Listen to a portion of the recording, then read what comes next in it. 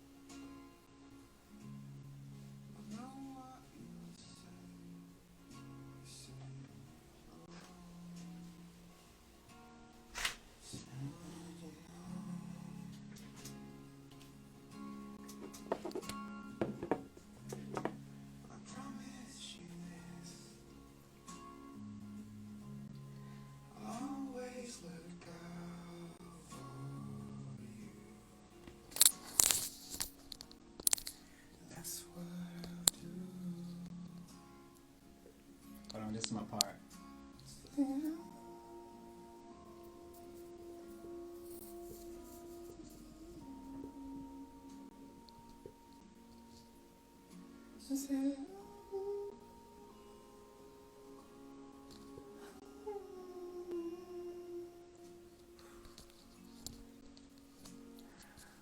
Blessings. Blessings, fam. How's everybody doing?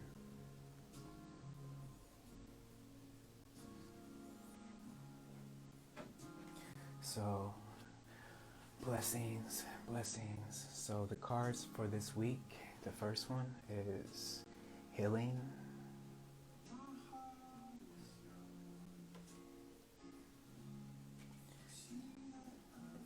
The other card is lovers. This is appropriate. Love is in the air and love is ending.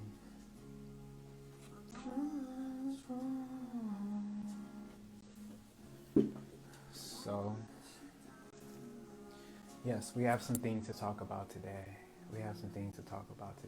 I hope that everybody is feeling just, you know,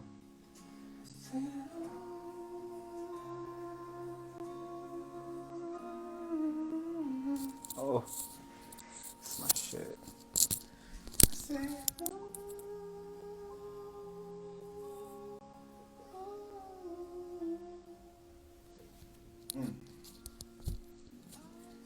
So,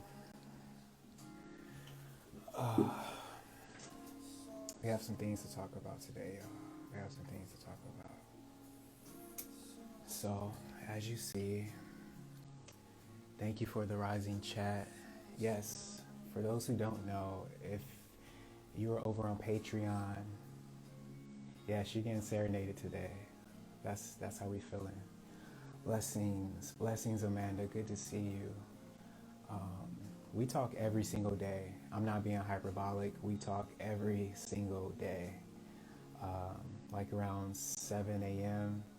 And today the chat lasted to like 10 a.m. So we had like a 3-hour chat today.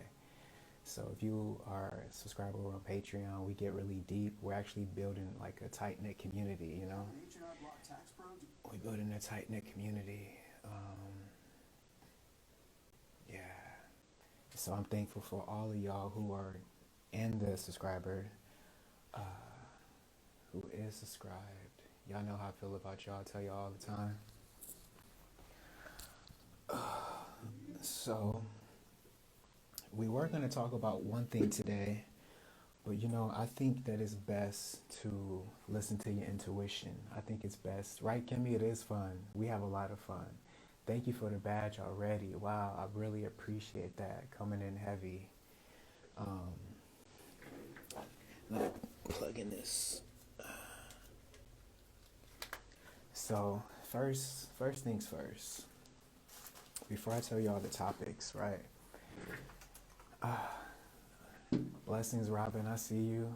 Robin, Lo, Natasha, Kaylee. I love you, Kaylee. Aline, Kimmy, Jolette, Lauren Parker's in a building. Tayana's in a building. Thank y'all. That's the fam right there. Yeah, hopefully I see y'all on stage today, subscribers. We talked about that. Oh, good, good. Aisha, good to see you. So let's talk about something real quick. I'm not gonna talk like really loud today. I'm trying to match the energy of today. Oh, thank you, Kaylee. I'm trying to match the energy of today. Can we normalize sending women a lot of free food?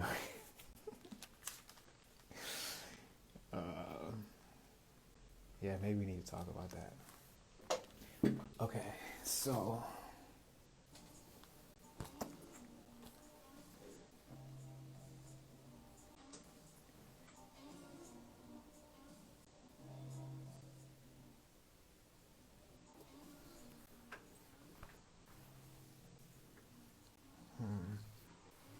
okay.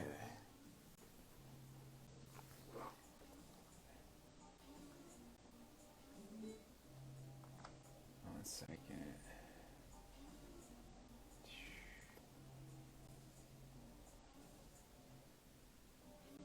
Okay, so one thing we need to talk about today.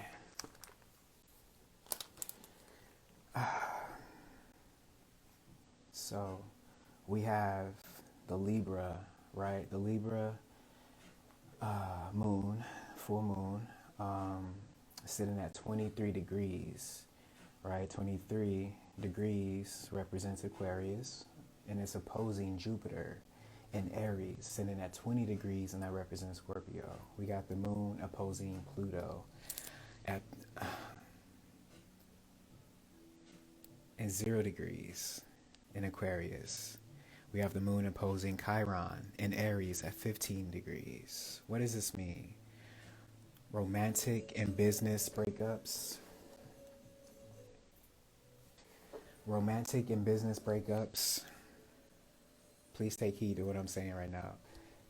Jessica, I see you. Good to see you, Jessica. So with all these aspects, here's what it means. Take notes if you want. Take your time, Pastor. Divorce is going to be in the air.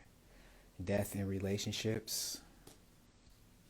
Listen, I don't make the rules, I just read them. Friendships are ending. Cheating is being exposed. Miscommunication resulting in death in friendships. Be careful about the people that you are choosing to date right now. Hey, Jessica. Be careful about the people you're choosing to date right now. Miscommunications can lead to death. Friendships can end with violent exits. Emotions can lead to admitting your feelings to a friend, but it is not likely that those feelings will be reciprocated, so do not take it personally. Do not let your cheating partner bring out the worst in your character, and also beware of cheating exes. On the bright side, you all are here. I just wanted to talk about those aspects today because those are some pressing issues, right? Those are some pressing issues. One thing I want to remind you is that we have our film night as usual tomorrow. We've been doing it for over a month now. And so tonight, what you laughing at, Robin? Tomorrow we are watching Divergent. This has been heavily requested. Tomorrow we're watching Divergent. Shout out to my neurodivergents. You're going to love this. He said, so why am I pulling the love cards? Why? Hey, love is in the air. Relationships are ending. New relationships are beginning. Right? New relationships are beginning. Maybe your twin flame is approaching. So the topics of discussion. Now, pay attention because I'm pretty sure somebody is going to have something to say about Jessica Lopez. Good to see you. Or Loops. Good to see you. Oh, Lauren, you haven't seen it, so you definitely need to be there. Okay, so topics of discussion this week. Okay, and you can jump on stage whenever you want to. Feel free to send in a request whenever you want to. All right. Will you be on IG Live while folks watch Divergent together and comment in the live? We actually watch Divergent on Zoom. So we have discussions on Zoom while we're watching it. And if you have attended any of the past film nights, y'all know that we actually have some deep discussions while the film is going on. Lily, I see you. It's not like it doesn't get in the way of watching the film. It actually adds to the experience. We point out things while we're watching the film. So you definitely don't want to miss Divergent. We're gonna have a lot to say about this one. So, yeah, y'all can jump on stage whenever when y'all if y'all hear something y'all wanna tap in with. So the topics of discussion today, and remember, it's all gonna fall under the umbrella of healing, which is the card for the week. Hello from Ireland. Hey, I would talk in an Irish accent, but I'm not gonna play myself. But yeah, thank you for being here. So the topics are not having children, settling in a relationship, fear of failure in a relationship, fear of success in a relationship, codependency, seeing your parents fail and how that contributes to your future relationship, how that affects your future relationships, self-sabotage, which is the brother and sister of codependency, bringing a past relationship into your current and future relationships. I know some of y'all being triggered. If you are being triggered, just know that's where its love needs to be healed. Amani, I see you. Thank you for being here. So yes, self-sabotage, bringing a past relationship into a future relationship. What does love mean to you? Because love doesn't look the same, or it's not the same for everybody. So what does love look like to you? Fear of abandonment, fear of abandoning. Sometimes you just stick with somebody because you don't want to leave them. Um, Fear of being alone. That's just a random one, but so yeah, not having children, settling in a relationship, fear of failure in a relationship, fear of success in a relationship, codependency, seeing your parents fail and how that affects your future relationships, self-sabotage. Um,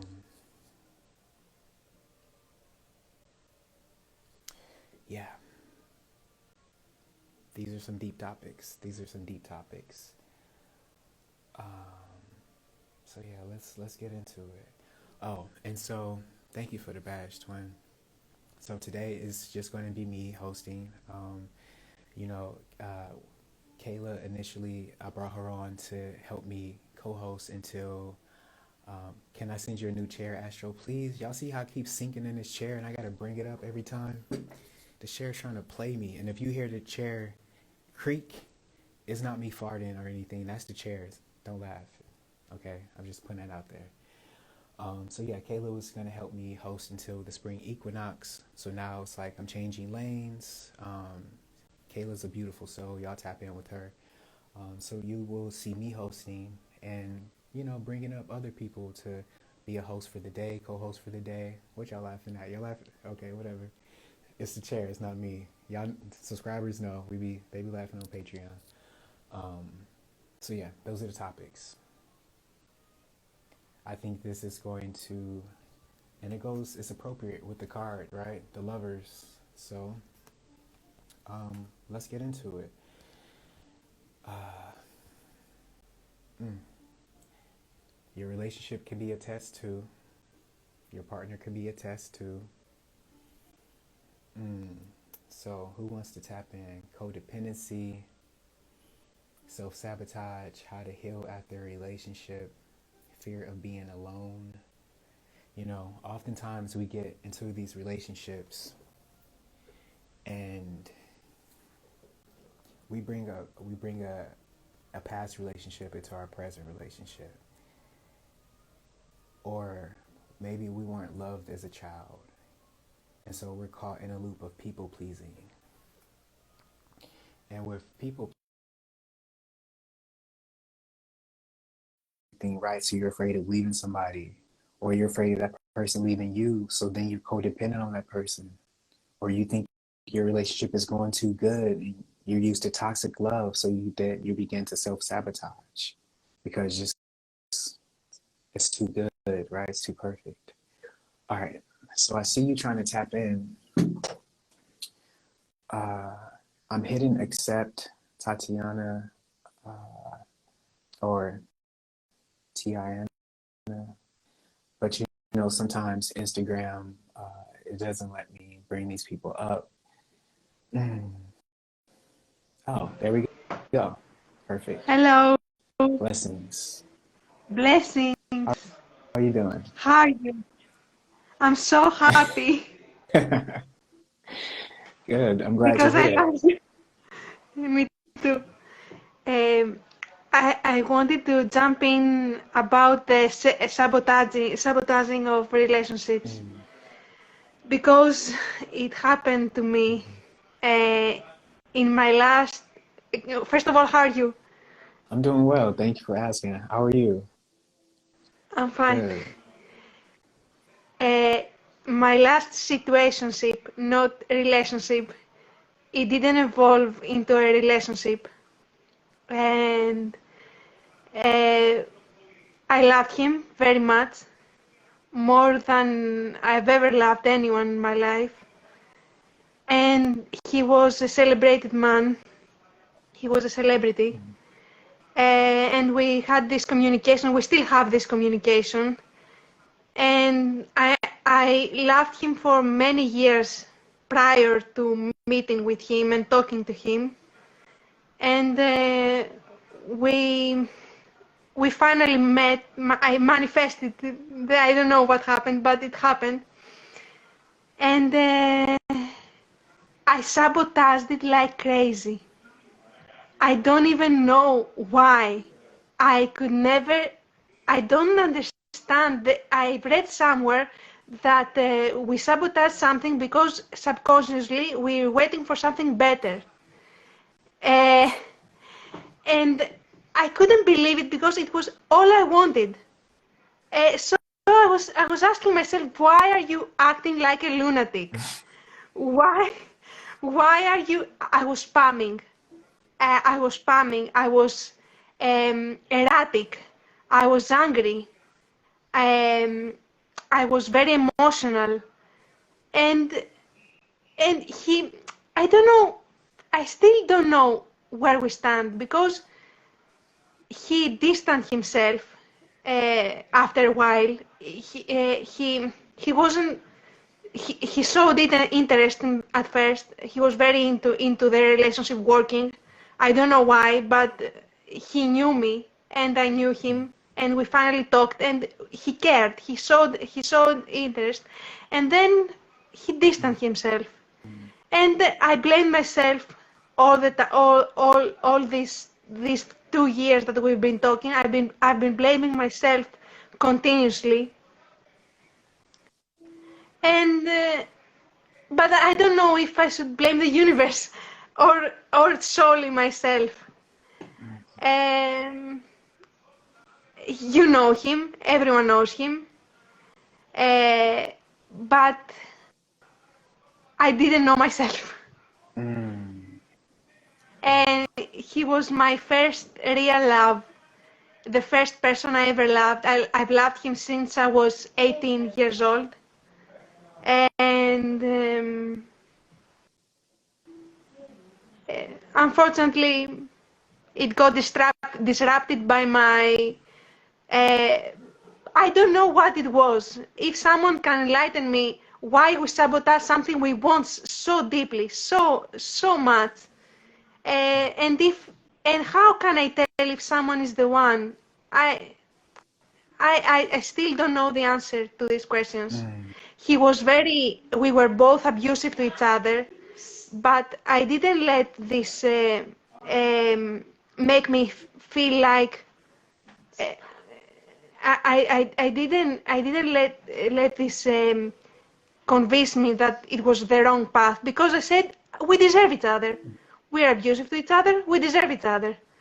And maybe we're too truthful. Maybe we're truthful. Maybe we're just too honest. Maybe we found our match.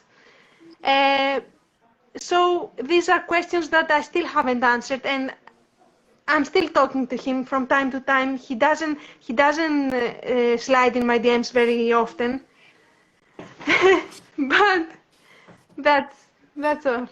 Okay. Let me ask you a question. One second. Yes, So let me ask you a question, right? You said yes, you were abusive to each other. yes. What does love look like to you? And how did you receive love when you were younger? Um, I never knew my Mm, father. My parents separated when I was months old, 9 months old, and my father just called once a year for till I was 18 years old. And then he stopped calling. I'm now 30. mm, He stopped calling, and I have never met him face to face because my family wanted to keep him apart from me because he was a bad person. I don't want to characterize people as bad or good, but he had some bad attributes. He treated my mom very bad. He was abusive and abusive. He assaulted her multiple times, mm. and he cheated on her. And Okay, so you saw your parents endure abuse, right? You saw your mom endure abuse. And then in this yes, relationship, you were abusive with the person that you're with, right? Um, yes. how long before you start to like say that you love this person? Like, did y'all start to say y'all love each other right away, or did it take some time? He, I'm the emotional one, so I say it, but he has said it one time. He has said it. He's very cold. He's a very cold person, and he has told me often that he has no feelings. And I've asked him, is Hollywood at fault for for your lack of feelings? Mm. And he said, yes, that this is what caused it. It hardened him. Wow. So you're seeking the love that you were shown when you were younger. It sounds like this is the love that you were seeking, and oftentimes when we hold on to this love, we develop like this people pleasing personality. And when we weren't shown this love from our parents, then we look for it in our partners. And then Yes. that can turn into codependency, right? And it often looks like the love that you receive from your dominant parent, and this is normally for men, their mothers, for women, their fathers. So if you don't want to characterize your dad as a bad person, but it sounds like the same love that you receive from your father is what you're seeking in your partners because that's what you feel like you deserve. So until you answer these questions that you have for yourself, and look, I'm not a relationship expert, I'm single, but I'm just hearing, and Me then too. okay, Don't worry about it.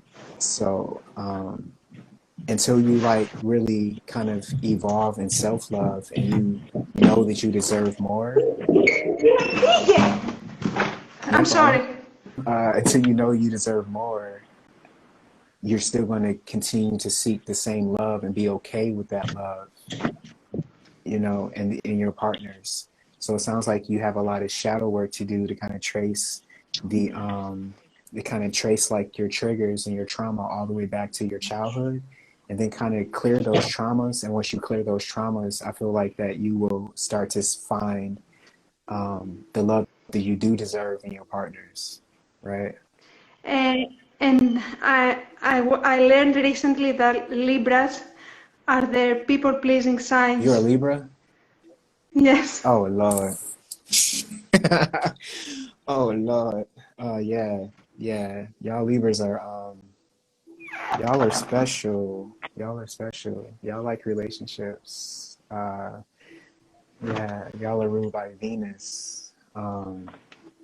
Yeah. It's so yeah, I would say continue to do the shadow work, right? Thank you for the badge, Jessica. I would say continue to do the shadow work. And I'm sorry for before my mature brother was in the room Oh, no problem. disturbing me. No problem at all. Um, yeah, I would just say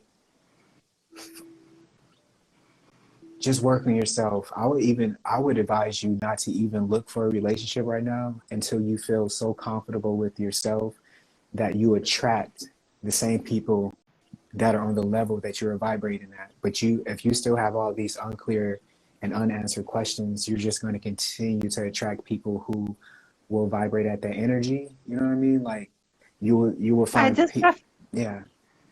yeah, I just have to say that I have done tremendous work, Mm, and I've, I've evolved to the level that I feel love mm, for humanity. I know I have compassion for mm, humanity. I have, I want to service mm, humanity. I don't have the, I'm not immature in as I used to be growing in my teen years, in my 20s, mm. in my 30s. I feel healthy emotions.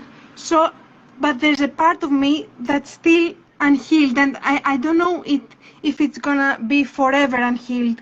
Mm, I don't know if it's possible to heal every part, yeah, all the traumas. I have no idea, but I know that there's a part of me that is vibrant with feelings of I adore humanity. I love humanity. I love people. I can hear it in your I voice. I can hear it in your voice, the sincerity, the genuine, like I can definitely hear it in your voice. Um, so here's what I would strongly advise, right? Yes, Especially if you still have you're carrying around like a not saying that you are, but if you are carrying around like a wounded, inner child, I would say that you tap in with the Hood Healers Inner Child Workshop and start to do that healing of your inner child. And with that, I think you will start to attract more of the things you deserve because you do deserve pure love, right? You think that you deserve like good friends, good love, good relationships. yes. Yeah. I don't have I don't have friends. Mm, I don't have friends who love me. I have acquaintances, I have friendships, but I don't have friends that really love me for me. I'm envious of that. I'm jealous of that. When I see it in people, I'm jealous. I don't have it. I don't know why. We fell apart with my friends from high school, and ever since, I haven't been able to replace them. mm, mm. Wow. I, You, I listen. When somebody like you appears, I'm just man. I'm like in awe, and I appreciate you because the world needs more people who will be vulnerable and just be radically transparent and have a pure heart like yours.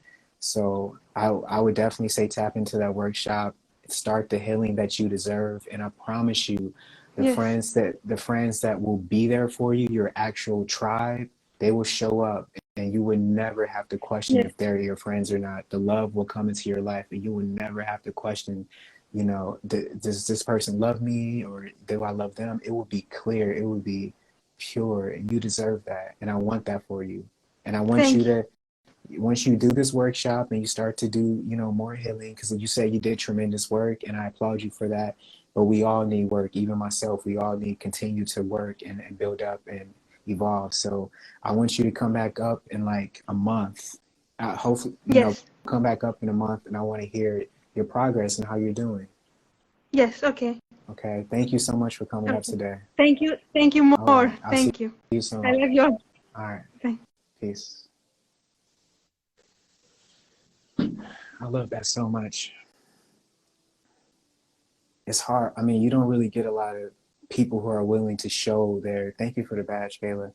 You don't get a lot of people who are willing to like show their heart, right? I appreciate that. Like you can just feel, right? You can feel when people are being real, and that was so real and raw. Man, that's inspiring. Mm. So let's continue to dive deep with this. self-sabotage, right, Imani? Self-sabotage, fear of abandonment, um, fear of being alone. These are the topics for today. These are the topics. So I saw somebody was in the queue. You can definitely put your request back in. So settling in a relationship, bringing a past relationship into a future relationship. Right, Lauren? That was real. Lauren Parker, you can come up here too. How to heal after a relationship. What does love mean to you? Love is different. What is it? Is love a feeling? Is it an emotion? How do we give love? How do we receive love? Um, and why are we codependent in a relationship? Are we afraid of losing somebody? What is love supposed to feel like? Is love supposed to feel free? When you're in a relationship, you can never own somebody, right? You just have to love that person for who they are. And if they choose to leave you, you can't hold on to them. That's fear of letting go. Blessings. Hi, how are you? Hey, I'm well. How are you? I'm good, thank you. With the topic being said, I watched Amani's live as well. I resonated a lot with everything being said, and I kind of just had a little message I'd like to share as well, if that's okay. Awesome. It is just that, I mean, I feel like I have been through, a hard time as well, and all the pain that these things bring can be like really traumatizing, depression, anxiety, all of these things. Um, you know, and for a long time, I wasn't ready to do the work, the inner work to heal. And eventually I got sick of like my own shit, really. And I started doing the inner work to heal. And that has been really like life changing for me. And I think that I really would love to recommend like body work, breath work, those kinds of things, somatic work, Reiki healing. When I started diving into those types of things versus kind of what our traditional medical system, gives you, and I tried therapy, psychiatry, and medication, for example. That's something that I feel like our society relies on like a lot. And with medication for me, like I think there's a time and a place for some people, and I think there's times people need it, and that's completely okay. But I think that a lot of true healing begins like with yourself, and just kind of figuring yourself out, giving yourself the time and the space to heal and do that work. Man, that is so real. Um, yeah, I mean, and that's the thing, right? It's like we get out of a relationship and then we jump right back into another relationship thinking that it only takes a day to heal. When it doesn't, that's not how the heart works. So it's like, are we operating from our heart chakra, or are we operating from our mind in fear of being alone? Um, what does doing the work look like to you? What does love mean to you? That's a good question. I mean, doing the work for me Mm-hmm. really was about willing to feel the pain in a sense. And I think for a long time for me, like the pain that I went through, I didn't really want to feel it.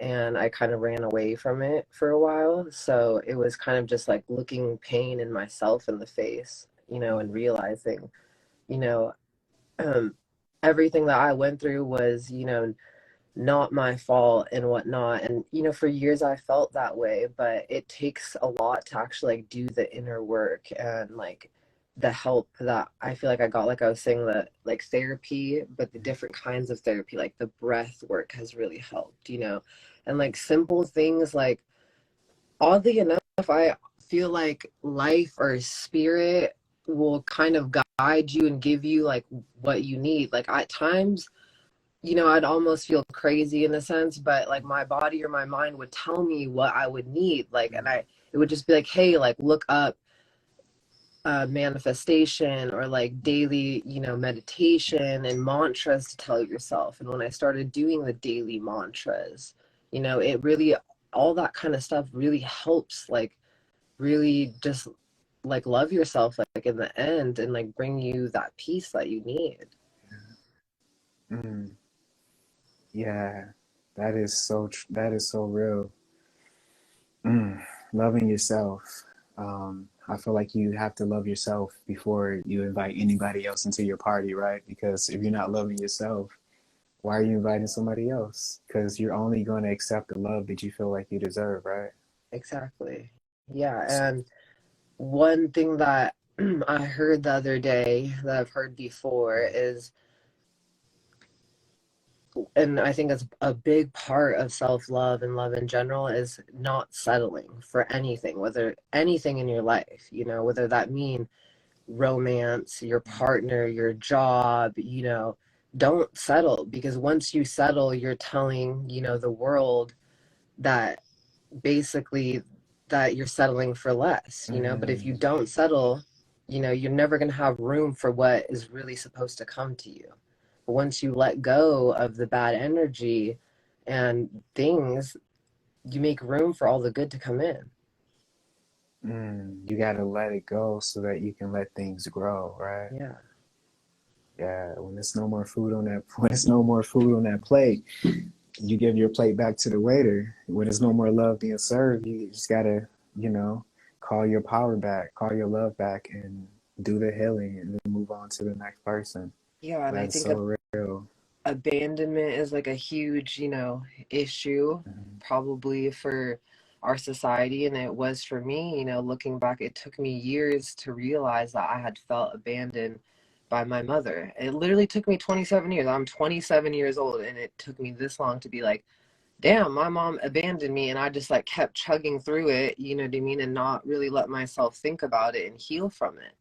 And it breaks my heart to see other people who feel that way are alone and whatnot. And I one day really hope to help people in that sense. And like going through like my own healing has been very refreshing and great, because coming out on like the other side of it, going through that process, and seeing other people do the same thing is very like beautiful and motivating. And once you kind of like see the light, you just got to like hold on to it, because you can get there, and you're never Mm, alone. You're never alone. The universe is with you. There's so much, like, so much. The world is always working for you. You just have to step into like that mindset and that place.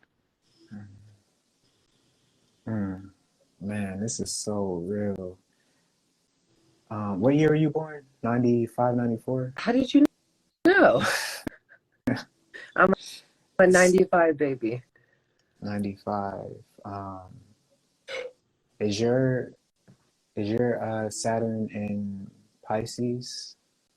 So I would love to know more about like that kind of thing, but I don't, because I don't have access basically to my full birth certificate. Mm, So like I don't know like times and like certain things like that. It's something I've been really working on, because I watch like Amani and like other spiritual people, and I think it's like really important to kind of like get rooted in like where you come from, your ancestors and that type of thing. So ironically lately I've really been thinking about it and trying to figure out some like gene testing thing, kind of like 23andMe, but I had a friend who recommended a different company. yeah, Amani is really all you need. That's the oracle right there. That is our oracle. Um, yeah, I would say get your birth information as soon as possible, because Okay. you can learn so much. You can see your entire life in your natal chart, and you can see why you do the things that you do, especially your love life. But I mean, Oh, that's interesting. I never you knew said that. it. Yeah, I mean, you said like it took you 27 years to figure out the love that you didn't receive from your mom, and that can contribute to everything, how we receive love, the love that we feel like we deserve, Oh yeah. even the relationship with your subconscious mind. You know, it takes a lot of reprogramming. And I just want to thank you for just being this vulnerable, you know, like, wow. Of course. Yeah. Just because I was I, stuck in those patterns too, you know, like mm, you were just saying, like it affected my whole entire life in so many ways. All my relationships, I had some horrible boyfriends, you know, no offense to some of them, but like, you know, I did not pick the right people, you know, because of some of the things that I had went through. And mm, when I realized all this, it's, you know, I'm very, very thankful for it, because I know, you know, I'll never do it again, and it's really just made me that much of like a stronger woman in person. yeah. You know, it's uh, interesting about that. You say you pick so many horrible partners, but it's like when we're picking these partners, we're actually just choosing our reflections. So sometimes when we keep ending up in these relationships, we got to stop and be like, wait, hold up, hold up. If I'm attracting this, Right. what does that say about me? You know what I mean? Because we attract Hmm. who we are. You know, so if you see like, I don't know, if a pitcher throws like a couple bad pitches, like the batter's not amazing.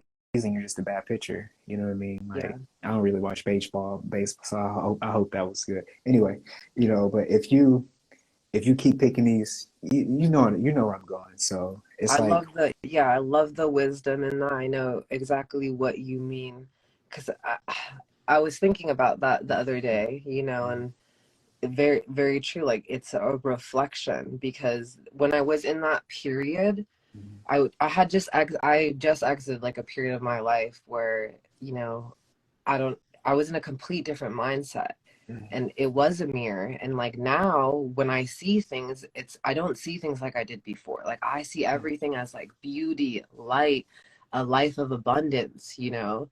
And so yeah, like I understand that now, that like really what you see in others in a sense is like what you see in yourself, and it's a mirror. Because I look at so many people in general, and now I really just see like the love and the light, and you know, the beautiful stuff, I guess.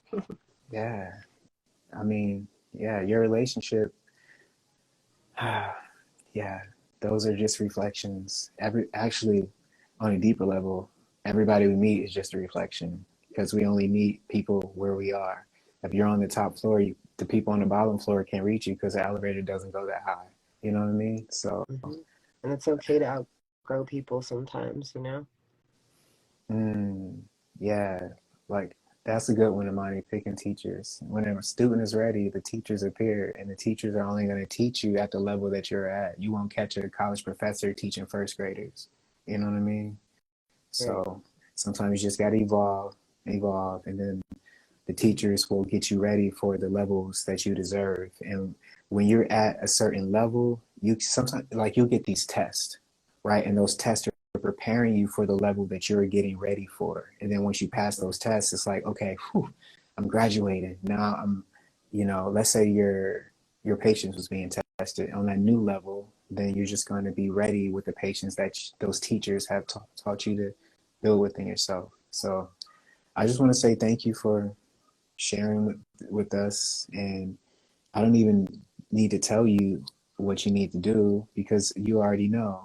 I was just here to just to be a sounding board for what you already know. You know what I mean? You seem like you have a lot of wisdom already. And this Saturn return is about to teach you a lot. If you didn't know, this Saturn return is about to teach you a lot. You're going to be going through it for a couple of years, for about 2.5 years until Saturn leaves Pisces. Um, so, Yeah, I feel like a student right now for sure. I'm definitely just learning and growing, but I'm really happy to be here. It's a great place to be, you know?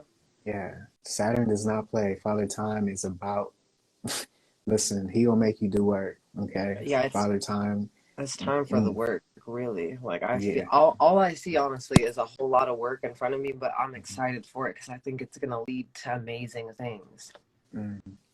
Listen, you got this. I see a fully transcended, transformed person on the other end of this Saturn return. Like, Thank you so yeah, much. I really most appreciate definitely.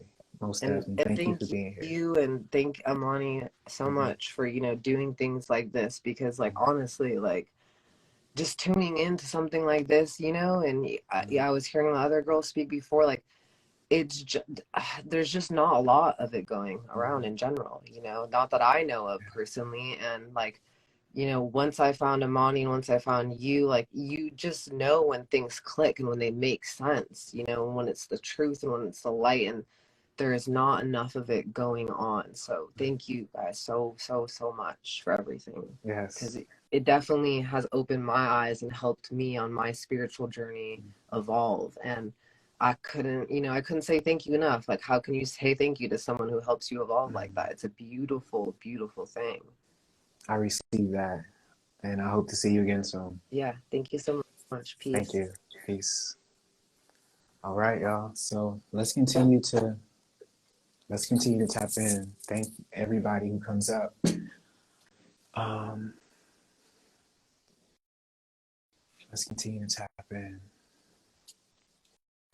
So, who's next?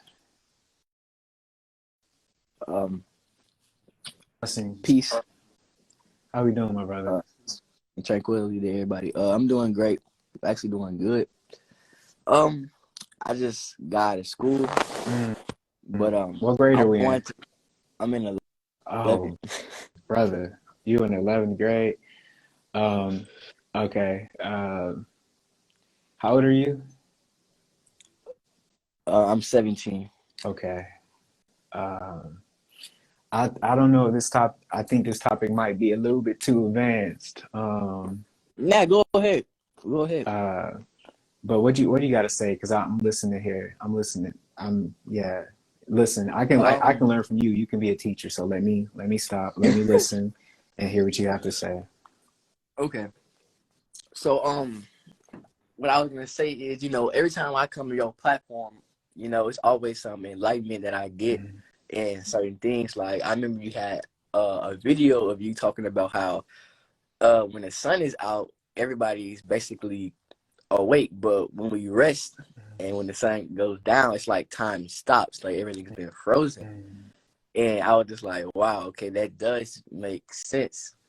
But you know, me like in my age, um, everybody that I usually talk to is not at the same vibratory frequency that I am at. But I love speaking to them and sharing my knowledge and understanding because it just helps everything in my opinion. But I wanted to speak about this. So when we're birthed, right, from the womb of the mother, Mhm. I didn't know this, but I started to do research. We're actually supposed to keep the umbilical cord connected Mhm. because it helps with downloads and this past life Mhm. regression and a lot of stuff. And I realized that when I was birthed, I didn't get that certain information. But now that I'm actually like growing up, I start to like remember like what happened. Like it's wild, but like not fully of it, but a good part of it to help me keep going. Um I love and this. I love this. Yes. and okay, some of them weren't recent. They were very a long time ago apparently. Mhm. Um but then I did more research about that life and I started to realize that that life affects this life and the life before that affects this life as well. Mm. And it's kind of like I'm a life path number 9, Oh, that's a and blessing. and pretty much like I remember I had a dream about like 9 of my cells standing together, and then like this one in this universe is the one, Mhm. and I was just like I I woke up from a dream, and I was just like wow, like okay, like but I realized all of those things that I did in that life it carried over to this one, but in a different symbolical way. It's like it's not always the same people, but it's the same energy in the same people.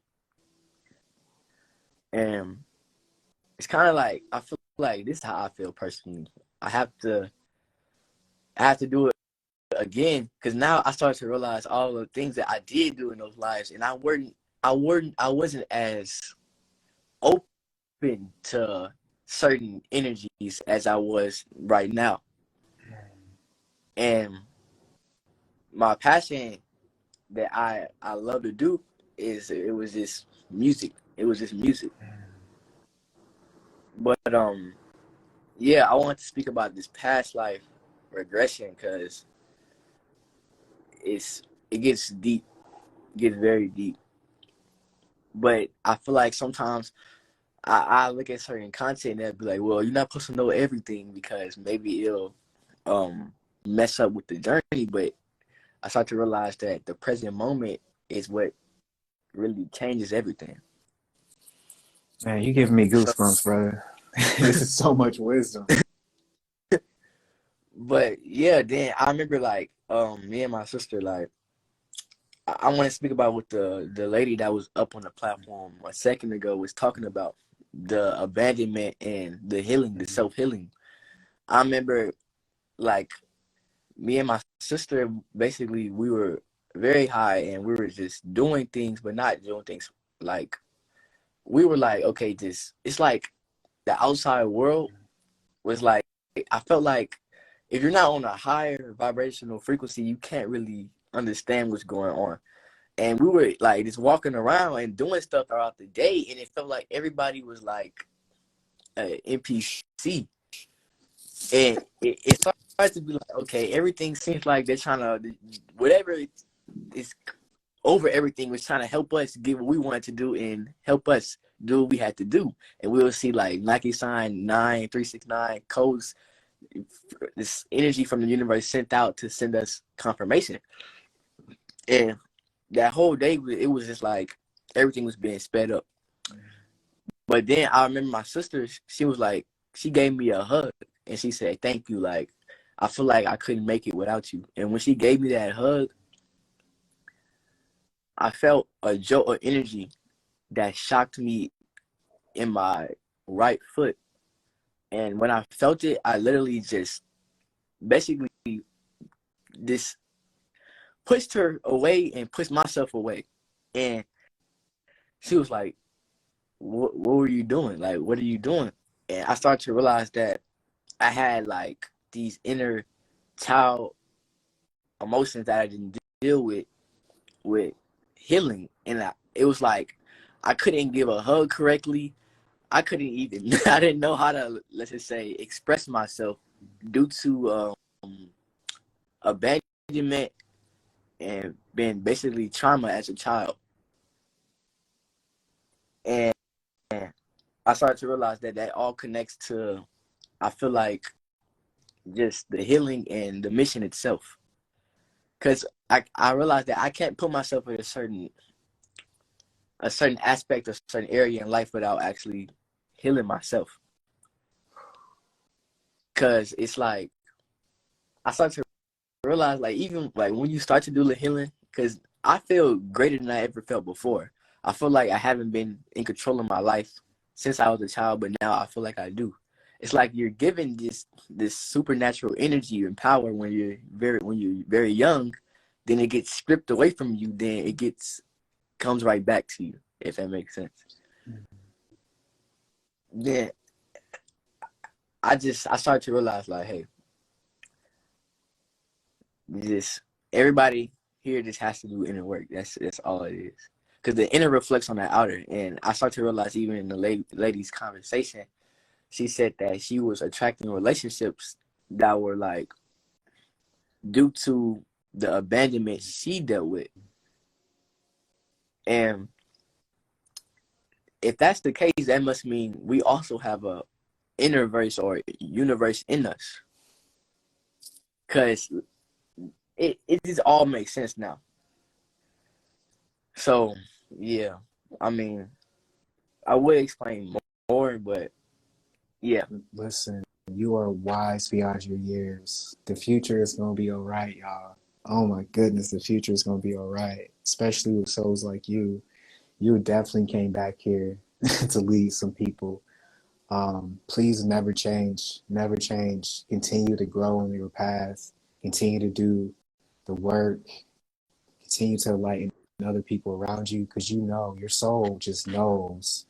Like you can just feel when people are just there. You know what I mean. Like, please don't, like, continue to surround yourself with good people. It sounds like you are on your trajectory, just from talking to you, from hearing you talk, is a good one. Um, yeah, and for the 11th grade, wow. I mean, your avatar is in 11th grade, but you sound like you a couple thousand years old. So, People see, look, people always say that. That's the thing. mm, And this is what I say, you know. I remember I was talking to somebody at a food truck, and he told me, like, wow, like, you're wise beyond your years. And not only just that, like, it seems like you know everything. But then I told him, honestly, bro, I don't know anything. I'm still a child. Like, I have to put myself at a state of being in a student and teacher mindset, where I can be the student, and eventually when it goes up to that time, I'll be the teacher, then go back to being a student, because you don't really know everything. come on. And it goes, I remember I felt like I dealt with that in my past life. Like, I feel like I knew everything, and that got me messed up as well, because we are really just children of the universe, or of a great mother, and that's what I feel. Because every time I go out in nature, I see faces inside the forest, inside the trees, inside the plants. Like, I see frequencies that are just harmonizing and tranquil. Man, So yeah. But okay, I'll say one more thing. yes. So how people speak about this, like, great solar mass, like, I remember seeing myself in a different state. Like, this state, I can't describe it, but if I could describe it, I'll do my best to describe it right now. Okay. So it was like looking at my higher self. That's the only thing I can say about it. But I seen, like, so much energy. It looked like it was red, green, purple, yellow, all type of energy hitting the planet at all once. And it's like that. It was so much that it felt like it was a wave of energy, but it was like a shift. And the shift was not something you could describe physically. It was something that, like, really metaphysical. Like, it's like everything just expanded and despanded at the same time. What's your birthday? I'm April 25th, Do you know what time you were born? 1:24 p.m. What's your name? Caleb.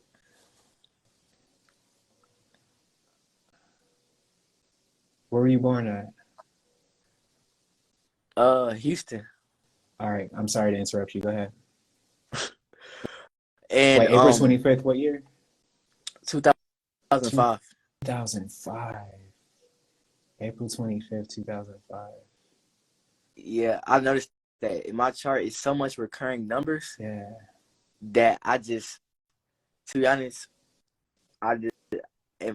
sometimes, actually, I'm gonna be honest with you, I forget about it, because, okay, when I looked at my stuff in gematria, it says so much stuff that I was just like, you know what? It's either you can believe it or you just don't. So I was just like, well, I'm me.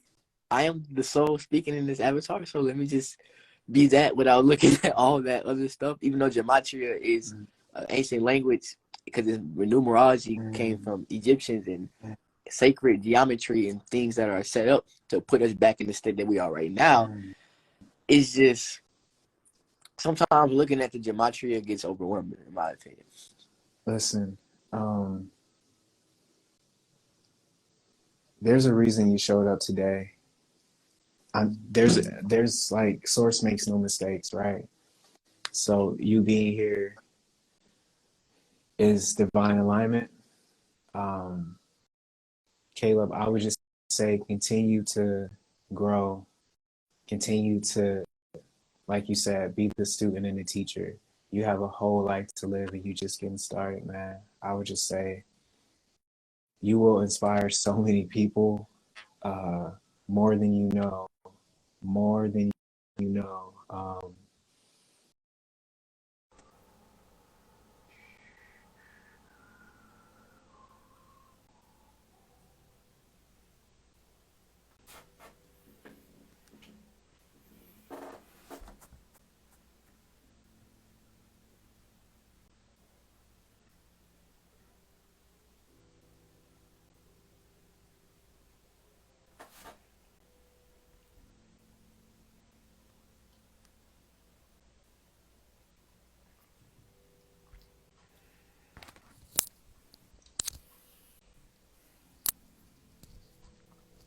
Back like we never left. Back like we never left. Um, y'all, the future's gonna be all right. The future's gonna be all right. What I was just gonna say to you, brother, was just continue to grow. Continue to grow. The future's gonna be all right, y'all. So if y'all didn't see the cards for this week,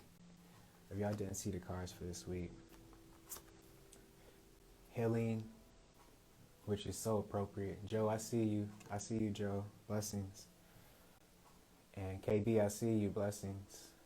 And the lovers. Um,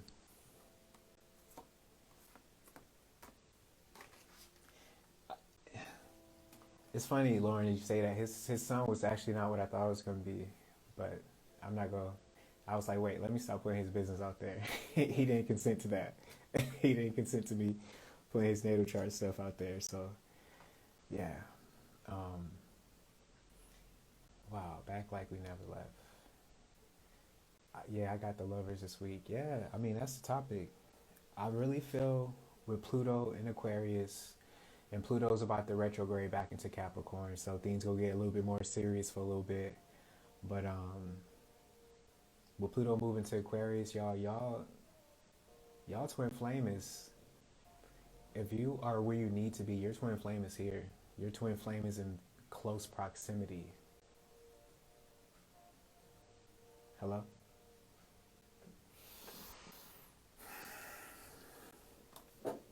So let's continue to build. Let's continue to build.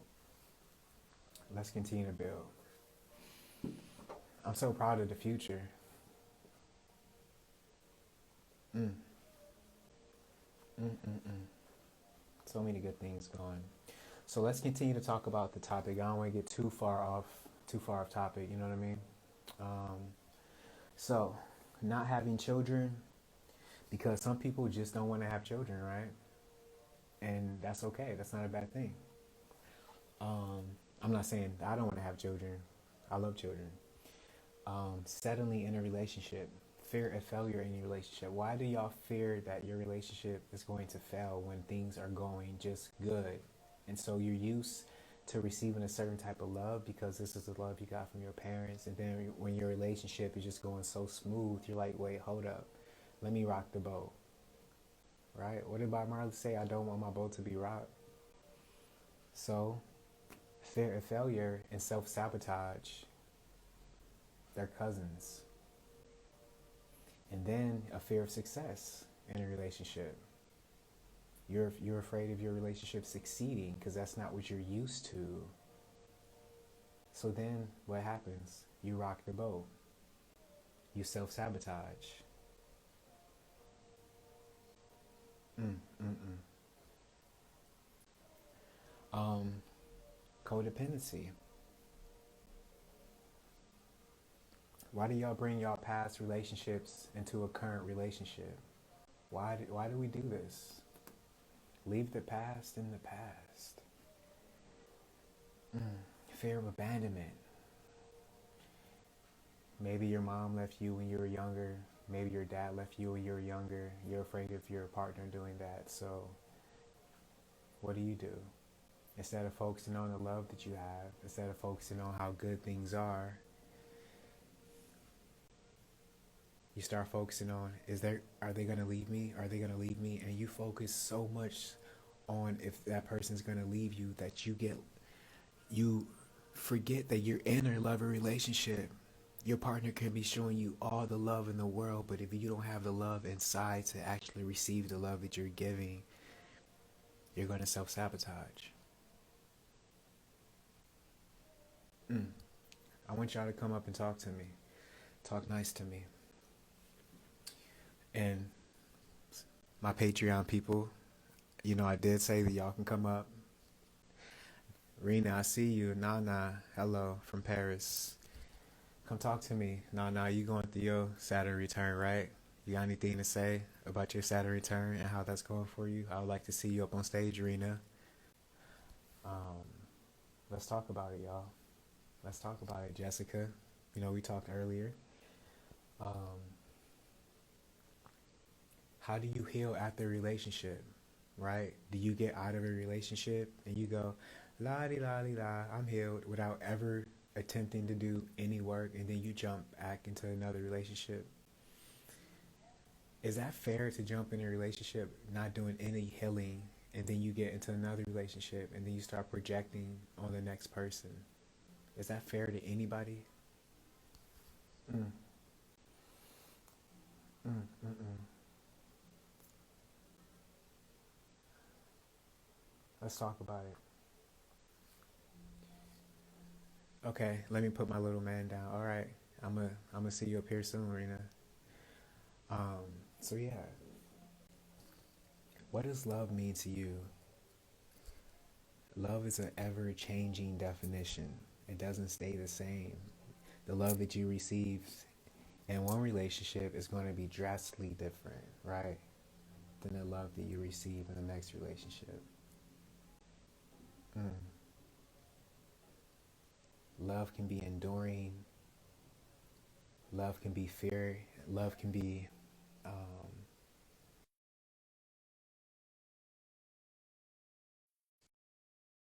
especially if you're not used to receiving it. Mm. A lot of people are afraid to be alone. Blessings. How Hi, are we? well, Good. Where are you calling from? Guyana. Guyana. Yeah. All right now. All right. What's on your heart? Um, um, I'm not sure. I just got really nervous, but I just feel like I have a lot to say, but I don't know where to start. Start with the heart. I'm here to listen to whatever you need to say, and you can start wherever you feel comfortable.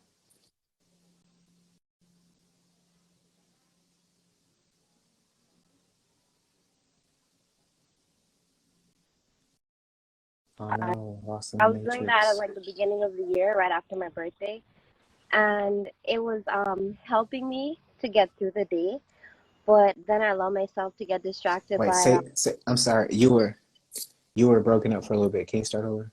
yeah. I was saying that I'm sketching again. Like at the beginning of the year, my birthday, I got the inspiration to sketch. So I was doing it every day, but I allow myself to get distracted, and I let people call me out of my house and call me out of my routine, and like I kind of like it's been I've been back on the roller coaster ever since. So the fact that I was able to just like start sketching again, like I got the prompt last night. I was looking at the Hood Healer and her element reading, and I had some like major downloads. And then like right before I went to bed, something said, "Yeah, I guess you can start sketching again," because like I was inspired by like how she looked in the life. And so I started sketching it today, and I actually added color to it. Usually I just sketch. That's as much as like I feel confident in so far. But today I was able to like pick up some colored pencils and stuff and like add color, and that has been really uplifting for Mm. me. Yes, that is love. That is self-love. Mm. So what are these? Is that how you give yourself love? Yes, because I don't spend a lot of time like doing the things that I do like, or I'm constantly worried about everybody else, or what I need to be doing for other people versus like what suits me, what makes me feel okay and at peace, and yeah.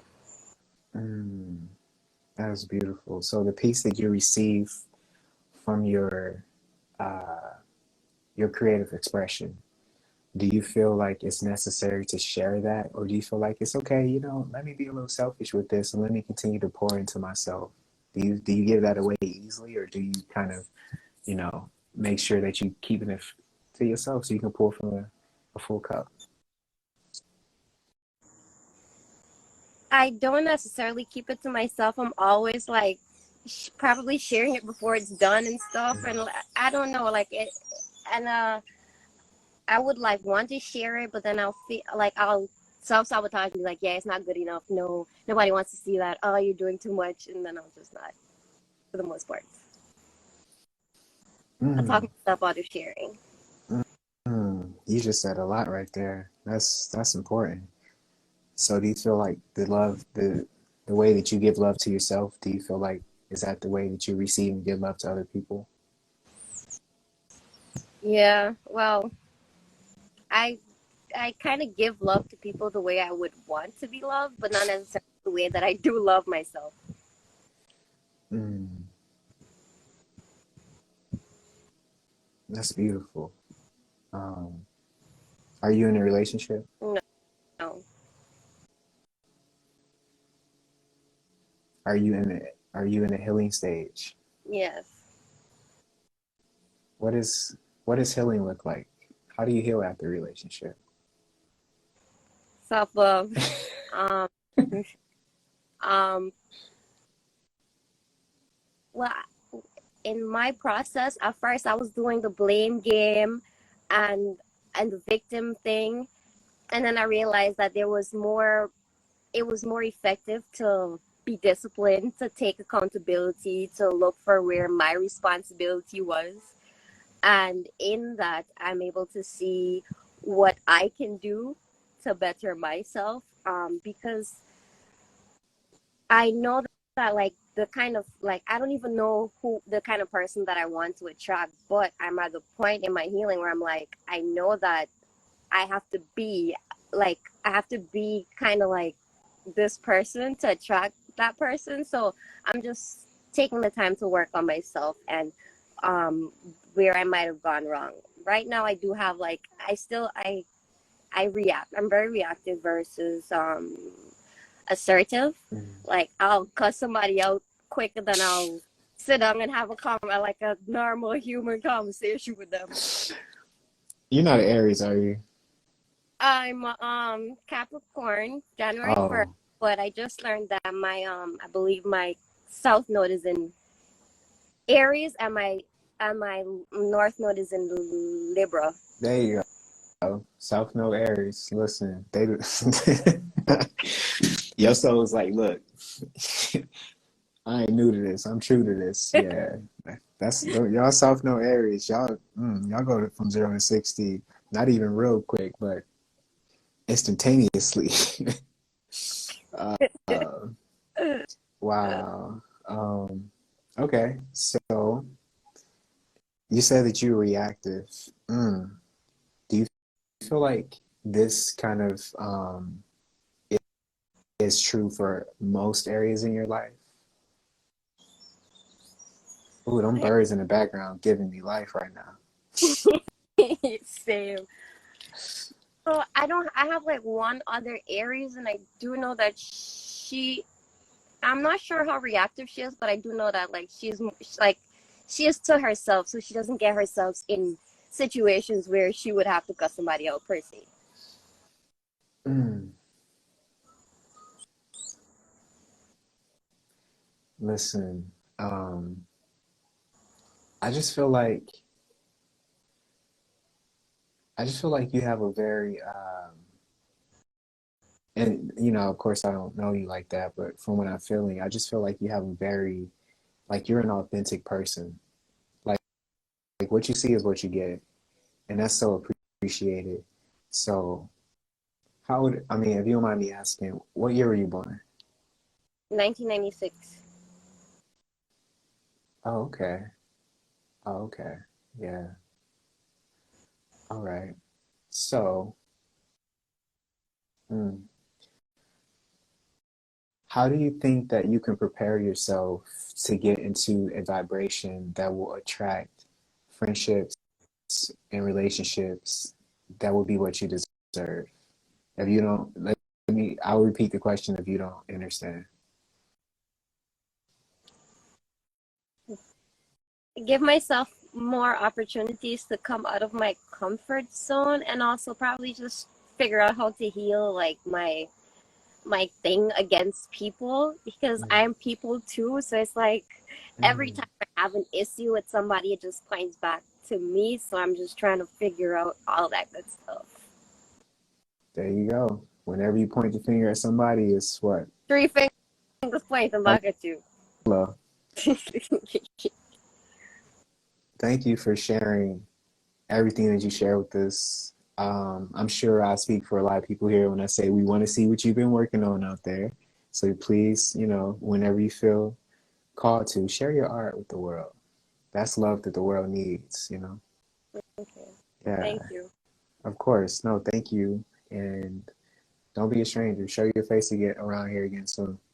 Will do. I'm happy that that I was able to come out of my comfort zone and like express myself some more. Thank you for giving me the space to do so as well. Always. And listen, stay blessed, okay? You too. All right. Thank you. Bye. Peace. Yes.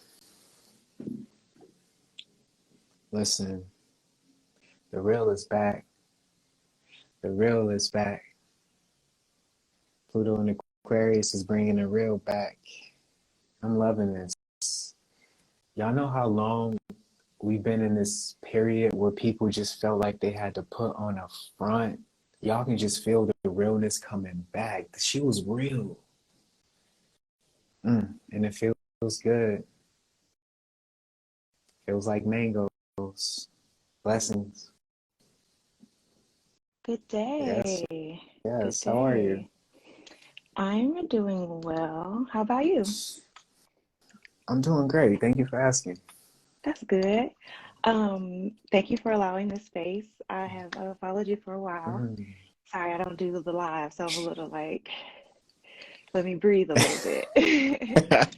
Um, Yes. so yeah, I just wanted to tap in. Like, I think it's beautiful what you do. I've gained so much like insight and knowledge and expansion from the things that you share knowledge wise information. So I definitely love what you're doing, love your platform. Please continue doing what you do. I think you're from Detroit too, so what up though? What up, though? Appreciate that. I'm in Texas now, but Mm. Detroit is home. Okay. So we got that You connection. already know. But yeah, so you had mentioned a bunch of topics Mm. like Yeah. at the top of the call, Mm. and they all really spoke to me. I felt like they were really important topics. Like we definitely need to be having conversations on, especially with like partnering and my AirPod's about to die. Especially with partnering and like choosing the right partner and not being afraid of that, not sabotage when you do get that partner, not sabotaging those relationships, like the one lady spoke on earlier. So I would, like to open up and have my vulnerable moment and share. Okay. But it's definitely been something that I have struggled with in a way of like that's something that matters a lot to me, like the family unit and expanding and multiplying and all those things, right? But coming from, like a lot of us broken homes, I've placed a lot of importance on on creating that foundation, and so it's super important to me to like choose the right partner because I don't want to choose wrong or make a bad mistake. So, with that being said, I feel like in a way I've kind of it's almost like that fear, like you scare yourself into like this paralysis, and like you don't take action, or like you're not moving forward. You know what I mean? Mm-hmm. So it's just like I've done the work, I'm healed, my heart is open, like I feel ready, or at least I pray to God, like if he feels like I'm ready, like, go on ahead. Like Do your thing. like let's unleash it. But if not, if he doesn't see that in me, like to continue to ready me and prepare me, my mind, my body, my spirit, like in all the ways. But so I don't know, I guess I would just kind of like to talk about that as far as the fear of selecting the wrong partner, Ooh, if that makes any sense. let's get Hopefully into it. yeah. Yeah. So when it comes to, I mean, it can be scary, right? Like any new connection, whether it be friendship, relationship, Hmm. because it's like, it's the process of knowing somebody and giving your all to them, being vulnerable, letting them to your life, letting them meet your family, and then it doesn't work out, and you're like, I got to do this whole thing again. Like, I got to meet somebody again. So, like, how do we prepare? How do we, like, take proactive measures? Do we get ourselves up to this vibration to where we can attract where we are? Are we, like, healed? Like, you said that you done the healing, your heart is open. So now it's just surrendering, capitulating, letting source go ahead and do the thing, because if you've done the work, then the partner is going to come and match the energy that you're at. And So I how do we believe put that. yeah, I believe in that. how do we put ourselves out there? I think for me, that's probably the thing. Mm, And I was having a conversation with a friend about this last night. It's just that, I feel like social media is almost like it's like a highlight reel. mm, come You on. only just talking about, or I shouldn't say talking about, but sharing and posting and putting out there, the highs, Mm, like what's good, what's great, like never early. And I can only speak for myself. I know other people do share, other things, but not putting out when you're depressed, or when you haven't gotten out of the mhm, bed, in a week, or you haven't eaten, or you're really not taking care of yourself. The pinned comment, self-love is the best love. When you're not giving yourself that love, mhm, you know what I mean? Or you're struggling, you're going through, depressive thoughts or worse, and just not wanting to, yeah, only the good things, are like it's a front. mhm, And I struggle with that, because it's like I feel like there needs to be balance, right? mhm. Like nobody's always happy, nobody's always good, nobody is one way all the time at all. Come on. Like that wouldn't be normal. But I think that as people, we need to try to do better at, kind of opening up, myself included, need to do better at just like opening up Mhm, and sharing those moments where, like it's not a good day, mhm, no matter how you present, no matter what comes up or comes out, that can be something that someone else um, picks up on, or that they like identify with, and you can help them in a way that, like I feel like even right now, like there's probably someone watching, and I don't know, and I could be impacting them, someone that I know or someone that I don't know. And I just think that's so important for like just the world. Like there's so much energy I feel like that we have within, and a lot of times I feel like it gets stifled because we don't, like maybe we don't feel comfortable, or you feel scared, or there's like a fear within. But I do feel like that's a part that's like holding me back in a way, if that makes any sense. Like not completely. putting it fully out there. Um, and I think it goes back to childhood, like presentation matters, and you're supposed to show up like this and that, whatever. And it's just like, Mm, yeah, but you got to be honest too. yeah. You're not a Pisces, are you? I'm not, but I am water. My Mm, sun is in Scorpio. what's your rising and moon? My Sagittarius, rising Mm. and Aquarius moon. Mm. Scorpio. Oh man. Too hot Um, to touch, too cold to hold. No, let me listen, with stop. Scorpio, it's guilty until proven innocent, not the other way around. But that's true. It That is takes a lot true. of work to get into your circle. Um, We get such I'm a bad reputation though. Like, I'm really an open actually, person, you listen, know? Scorpios, the one thing I will say about y'all, actually, no, let me keep it PG. Um, Right, the baby might still be on here. And shout out to that young king because he was amazing, amazing, yes, amazing. most definitely. Look, you have a beautiful soul. You have a beautiful presence. Thank you. Yeah, and you are beautiful. So I would just say to you, if your twin flame was to show up tomorrow, would you be ready? I I wanna say yes. I think so. Mm, I think so. And even if not like 100% ready, like I feel like I'm majority there, and whatever I still need to work on, like we could work on it together, you know? I mm. really truly feel that way. Yeah, I'm glad you said that we can work on it together. Somebody, it's like, actually not, I hear a lot of people say like, oh, I have to be like this way before I get into a relationship. Hmm. Not even knowing that you can, I don't know, think that you're perfect or whatever. Jamie, what you talking about Astro Dating 101? Come on now. It's low key play. Y'all better stop. Uh, I feel like most of the work actually does take place in the relationship.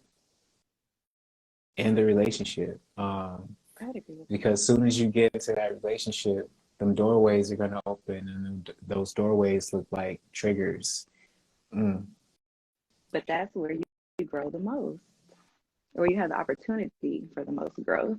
Now, whether you grow or not is up to that person. But yeah, mm. Come on. I truly believe that I can. I mean, even as I think back on my past relationships, like I feel that I've learned the most from those relationships. Like out of each relationship, it's almost like a I don't want to say a transformation, but you change in a way, you know. So it's like you now have this new experience, this new like exposure and experience with someone else, and it's like it helps you for your next, your next. I don't want to say entanglements, but like your next situations and possible relationships and whatnot. Yeah. Definitely not promoting entanglements, but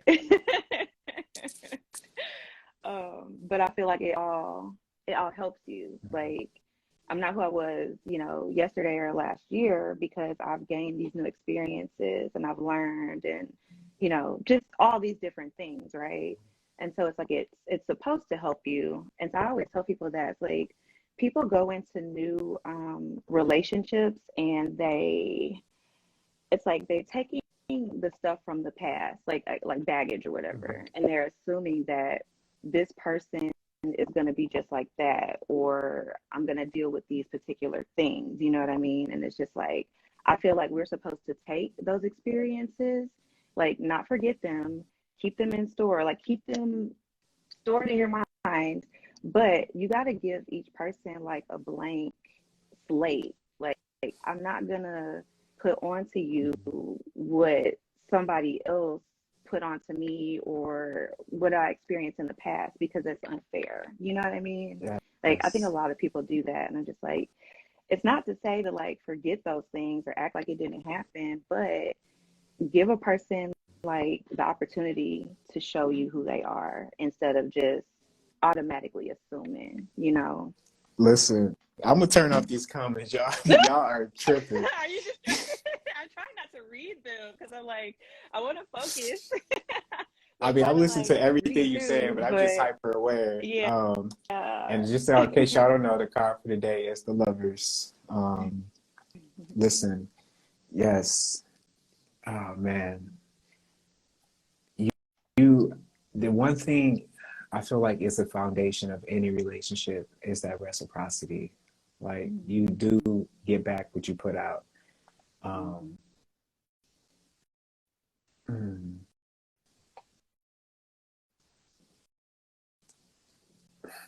so why do you think that people are afraid to succeed in a relationship? That's a good question. Why are they afraid to succeed? I think people generally have, some people have a general fear of success because they don't feel worthy or deserving of it, Mm, or like what it might bring into their life. mm, I think people sometimes might shy away from the spotlight, not like in a famous way, but just like the spotlight of being, you know what I mean? Like if mm, that makes any sense, because they might fear what comes with it, or because they don't know. Like a lot of times people are fearful of what they don't know, you mm, know. So if you don't know how something is going to turn out, I mean, some people just like, I'm not even gonna join the game because I could lose, or it might not go in my favor. So I'm just not even going. I just don't even want to participate. You know what I mean? mm. So I think it's usually maybe like a combination or somewhere in there, the reason why. Yeah, like fear of the unknown. Yeah, like someone said. Yeah. I mean, I feel like with that self-sabotage come in because we're not, sometimes you might get into a relationship and you're like, wait a minute, I am not used to getting this type of love. Like, Mm-hmm. I've never been loved like this before. And Mm-hmm. then next thing you know, you try to rock the boat because you think that's how love is supposed to be. Trauma responses. Oof. So can you heal during a relationship? I think so. If you're open to it, if your heart is open to it, I Mm, absolutely think you can. I yeah. think it's probably, I think it depends on the Mm, person.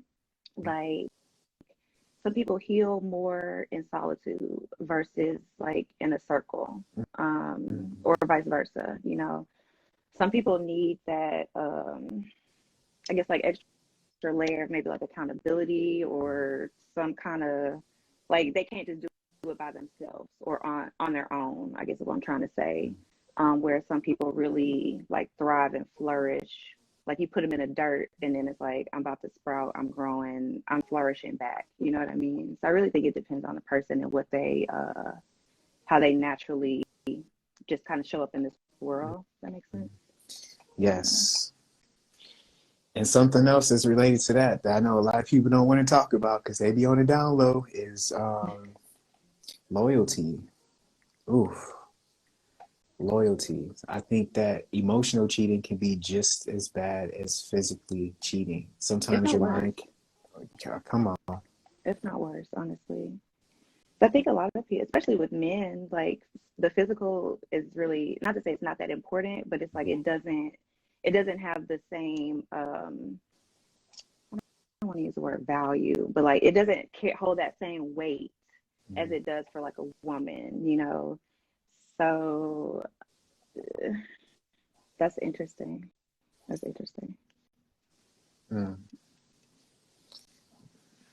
You know what? I really People appreciate. are loyal to a fault. Some people are loyal to a fault. I will say Listen, you preaching to the choir. that. I'm a Cancer Leo. Yes, loyal to a fault. Um, mm, mm, mm. Um, yeah. I mean, but I do believe in real love, though. I think that timeless love is still a thing, even though we're living in this time of like hyper sexualized kind of themes, and Mhm. people are just in it for a quick time, not a long time. But I do Right. believe that timeless love is still a thing. Like I love seeing couples when they're like 70 years old, 80 years old, and they feel like we've been together for like 50 years. I You know know, what I mean? right? Like, Yes. I, Goals. mm, That's real relationship goals. yes, Come Y'all out on. here envying these celebrities and whoever. Y'all know what they going through, but the love that like shows the test of time, Hmm. like you're repeatedly choosing those two people are repeatedly choosing each other day in and day out. Like no matter the highs, no matter the lows, like no matter what, that to me is what's inspiring. Hmm. And I hope to have it one day. I know I have it one day. No, I'm you, just waiting you on it to will. get here. Yeah. You will. I I mean, think the okay, no, ladies first. I was just gonna say I think it's important for us to always remember like you exist, Hmm. right? Like if your heart is open and you believe in love and you're loyal and you're healed and you've done all the work and you've done these things, like there's a counterpart out there that's on that same path that's done those same things. Like don't let the shade room fool y'all, or like these talk show hosts got people Yes. out here like no, everybody's not toxic. Everybody's not Mm. unhealed. Everybody's not on BS. Yeah. Like some of us is really, really out here doing what we're supposed to do and ready for like the next step. And even when you get into a relationship and it does seem a little rocky, Hmm. don't be ready to jump ship because that's you're used to like running. Like you said, like it's Hmm. gonna take the highs and the lows. Sometimes you might rise in love and fall in love, but you gotta realize you just gotta find the right person who you're willing to run this marathon with, because no matter Hmm. who you pick, nothing's gonna be perfect. Yeah, You know? I think that's important to remember. I Mm. think so many people are disillusioned thinking that it's always rainbows and sunshine and gumdrops and unicorn. Like I don't know, whatever. Like it's unrealistic, Like Mm. yeah, there should be a level of ease to it, but you should also know that it's not going to be the same every day. You're going to have to put in some work. You're going to have to, I think the main thing is to choose right. Ooh. Or as best as possible, so that you're at least on the same wavelength and in that same like energy field. Because if I'm about progression and I'm with somebody that's not, like we're gonna constantly like butt heads. I'm gonna be trying to go up to the top floor and you cool at the lobby, and that's not gonna work. We Hello, can't. that's a word. we're not we're not chilling in the lobby. We're not. Yes. No basement. Mm. But yes, y'all, I'm in Houston. I think somebody say Houston. Hey, oh yeah, brunch. Let's do a Houston brunch. And Yeah. what was your name again? Courtney. Courtney. I'm Coco. Yes. Coco, I really appreciate your presence here. Thank you so Thank you for much. having me. It was a joy. Of course, I hope to see you again soon. For sure, for Yeah, sure. And don't stop doing what you're doing, all right? I appreciate I look that. forward Put to on for connecting Detroit. with you. Okay. Yes, What up you already though? know. Shout out to the 313. 313. Hey, have a blessed one. Peace. You as Peace. well. Thank you. All right. I'm loving this, y'all. I'm loving these beautiful connections. Coco in a building, putting on for Detroit. Boss up. Blessings. How Hi, are we? I'm good. What's I on don't your think I've mind? ever said my name, Kemley. I don't think I've ever said my full name on here. I- Kimberly. I'm no Kim- Kemley, Kimberly. Kemly. Yeah, Kimberly. Oh, that's unique. yeah. Thank you. Yes, yes. I wanted to share, and I really was like inspired by. I think someone was talking about like not explaining the woman before, not talking about when you're going through it. Mm, And I was like, I have my platform and I've been having it for a while, but I haven't like, really immersed myself in it because I had to have an ego death, which I'm actually going through right now. Like everything from my past life is just literally getting like burned down. mm, And I don't know if anyone else has ever been through that, mhm, but I don't know if you have been through that, but it's terrifying. And when it happened to me recently, the last thing that happened that had to like just mhm, end, um, as it was happening, I felt my body wanting to self-sabotage again. mm. Like I could feel it wanting to do the things that it's done in the past to get through something that when you're afraid and you're scared. And I feel like love is when you lean into the change, when you accept the change, when you accept what God has for you, because change is what we're all here to do. Come on. So when I accept that this is changing and it's for me, I'm loving myself through it versus self-sabotaging myself. So when you are going through that hard time, it feels like, and I saw a meme about it, and I could totally relate. Like, you know, I have a toddler. My son was a toddler. He's 7 now, but he was a toddler. And they would want to touch a knife or touch an outlet, and you're like, no, it's going to hurt you. Don't touch it. And they're crying like, how dare you? This is what I want. That's how God's looking at me crying because something bad happened. And he's like, yo, this ain't for you. This could kill you. Your body is telling you you are getting sick doing this. Like, you can't live like this anymore. I'm going to show you something better, but I don't realize now because I'm in my little toddler mind, my toddler spiritual mind, when he knows all and I have access to that. And the access is trust. I have to just trust it. I don't need to know what's going to happen. I have to trust that it's good for me. So I just want to thank you. I just want to thank you for bringing this space so I can just mention that, because I was going to say nothing. I just love hearing people speak, and I love the gems that you drop. And I don't know, are you a 29 degree? Because you said Leo Cancer. Are you a 29 degree? 28. Oh, 28. Okay. But that's still kind of close to 29. I'm hearing things about 29 and 0 and 28 degrees being a powerful degree of like ascension. And I'm a 29 in Pisces. So yeah, those are it's fun. Me and my Patreon people, shout out. I see y'all in the comments. We go deep into astrology, but we haven't touched on degrees yet. But there are a couple of degrees that are blessings. Number 2 is one of them. 0 is one of them. 29 is one of them. Yeah, it's a lot of different degrees. But yeah, 29s. I've seen a couple charts with some 29s. Those are blessings. Those are definitely blessings. I'm leaning into the blessings because I've had the experience of having the ideal marriage and everyone thinking like you have that life that is just so good, you know. And I was literally sick. I've spoken about it before, but like now that I'm leaning into this life, it's like I'm supposed to talk about this. This is crazy. What am I going through? But like I feel good, and I'm getting opportunities coming to me and people aligning with me that's like speaking life into me. And I didn't want to accept it as first. I wanted to be like, you're not talking about me. They're like, no, you're here to help people. You're here to literally embody who you are and bring have women see I can do this and I can be this, and you usher them in. And I'm like, who, me? Like, and that's part of being a 29 degree or being a master of life, is that you don't even see yourself as a master because you're just living it and you're going through it, but you're going through it with that. I don't like to use the word humble, but with that innocence of like, I have to do this. How am I going to do this? And the only way I can do it for me is to be.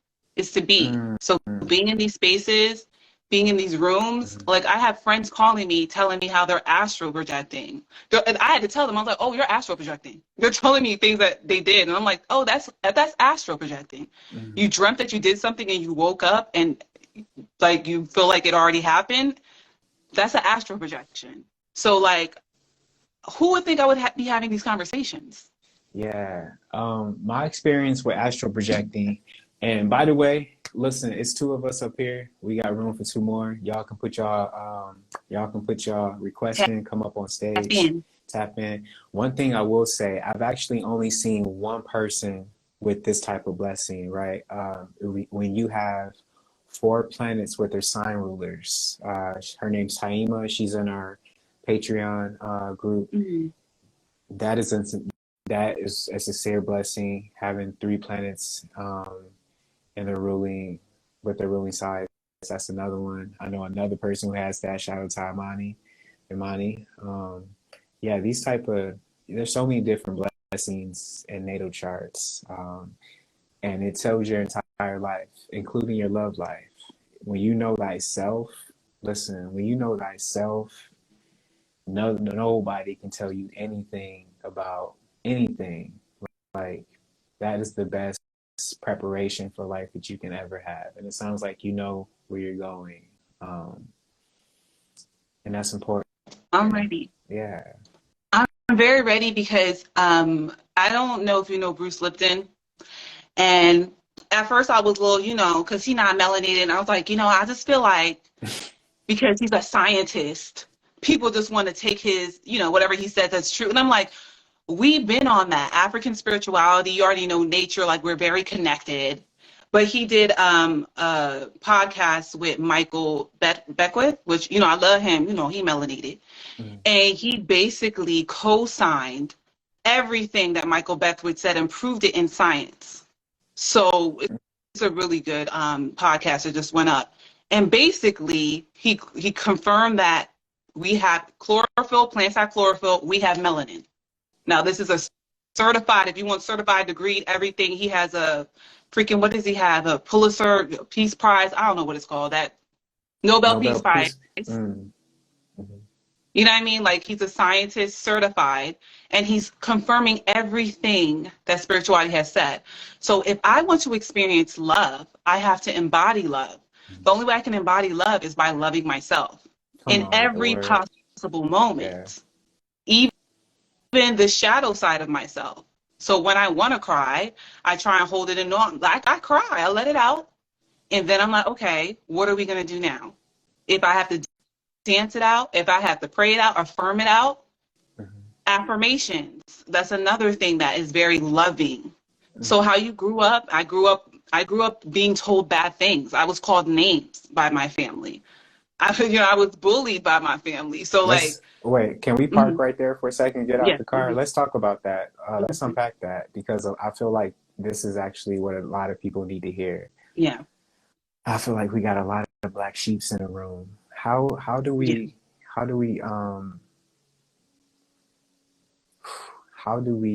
heal from that and not feel like we are what our family tell us we are? How do we develop a self-image and negate what the people who we feel are supposed to love us the most, when they don't love us and they don't see the truest forms of ourselves? How do we continue to build a true form of ourselves based on self-love? How do we give ourselves the love that we need if we're not receiving it from the people we think we're supposed to receive it from?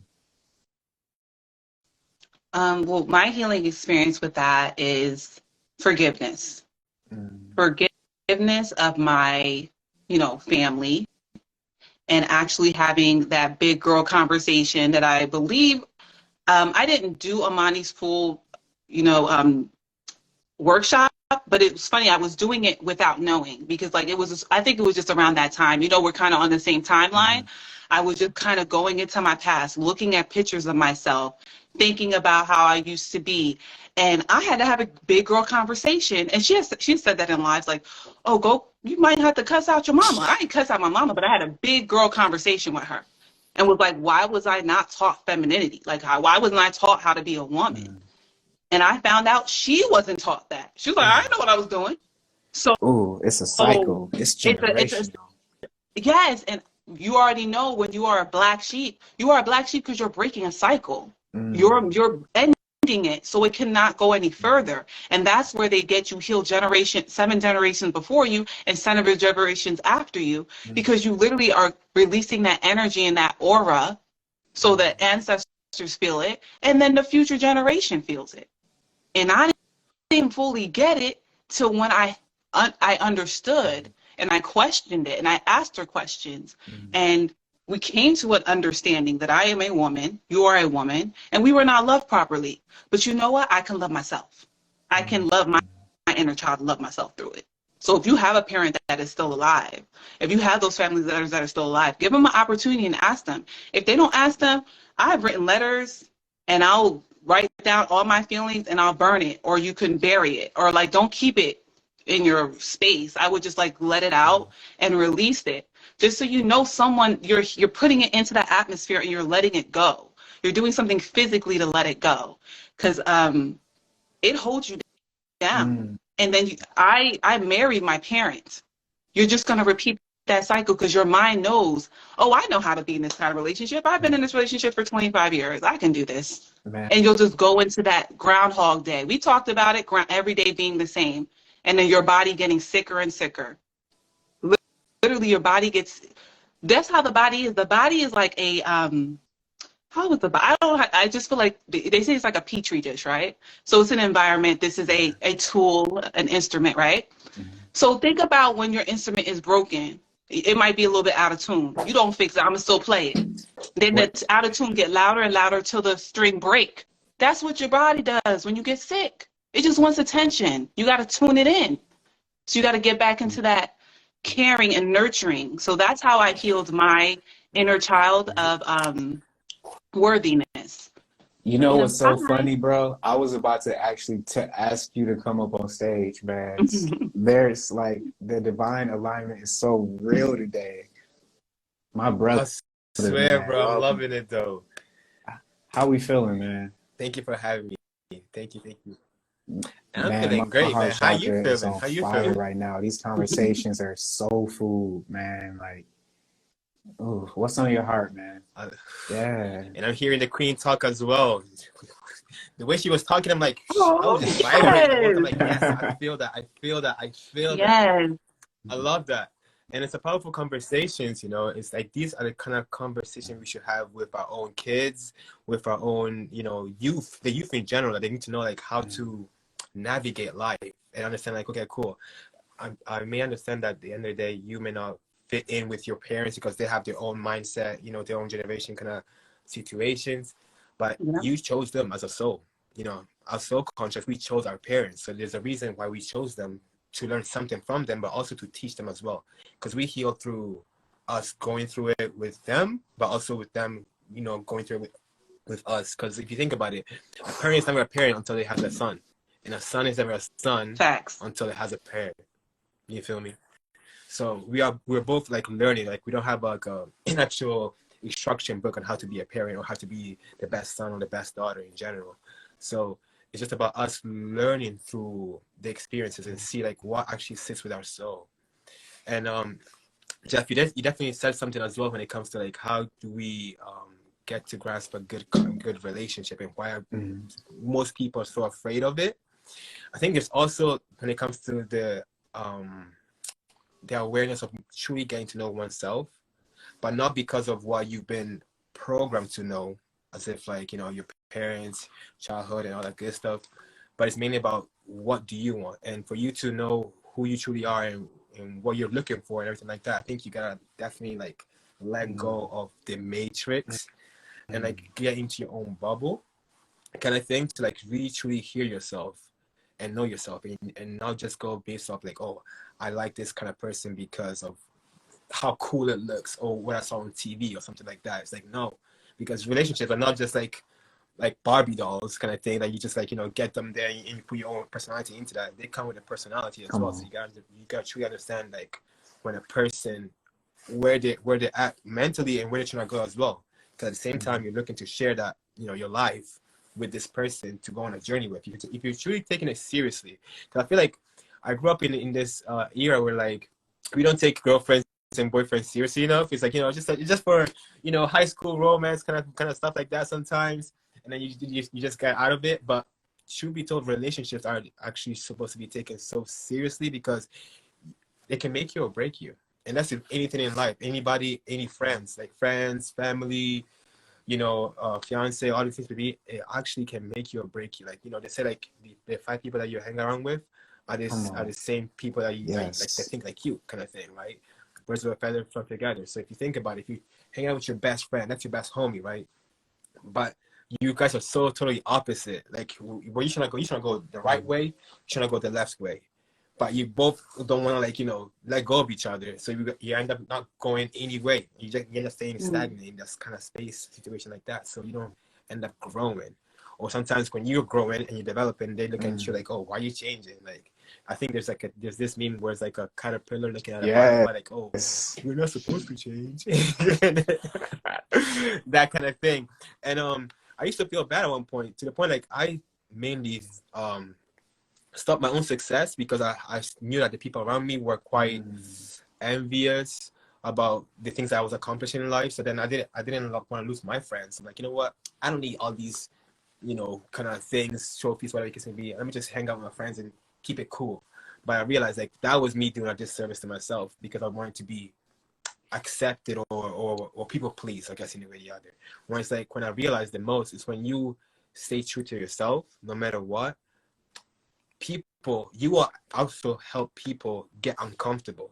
Because I always love to like kind of like stay in people's faces and make them comfortable. But what I realized through that, I was basically doing a disservice to myself because I was just, doing my own life, but also doing a disservice to them because I was stopping them from actually, shaking up a little bit and getting to something, getting involved in something new that they didn't know about before because we are so scared of the unknown because we were being taught to be scared of the unknown. Like when it comes to dark, closed doors and everything like that, you're scared of it.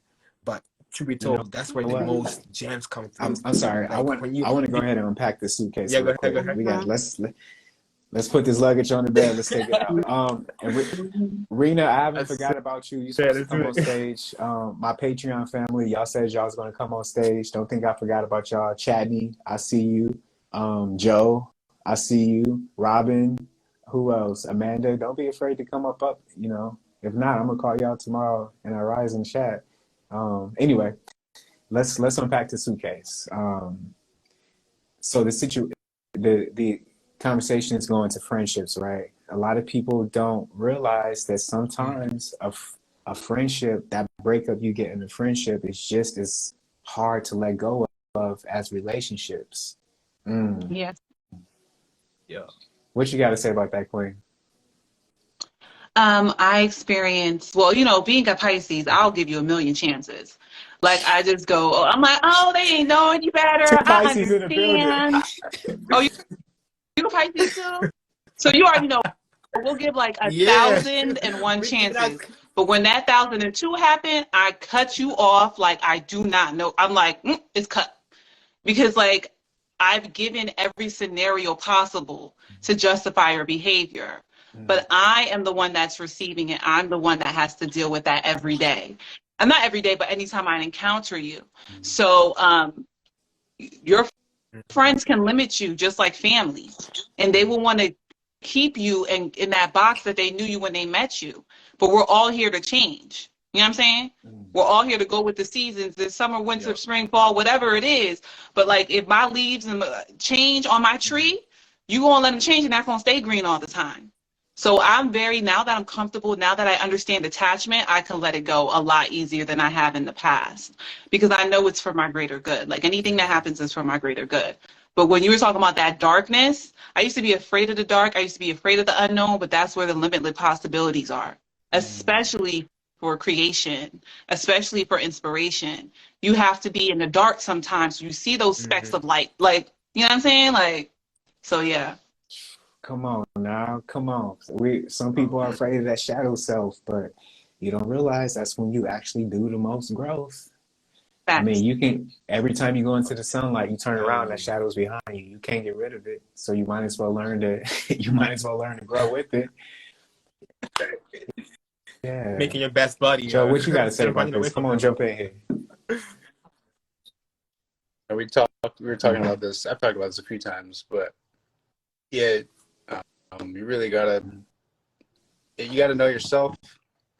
I think you said it before, like you're always learning about yourself. So why is other people not making that effort? And I've recently cut off a lot of people because they're not willing to grow. They're growing at a different pace, and it's not no disrespect, but you got to know when to vacate. And I think that has a lot to do with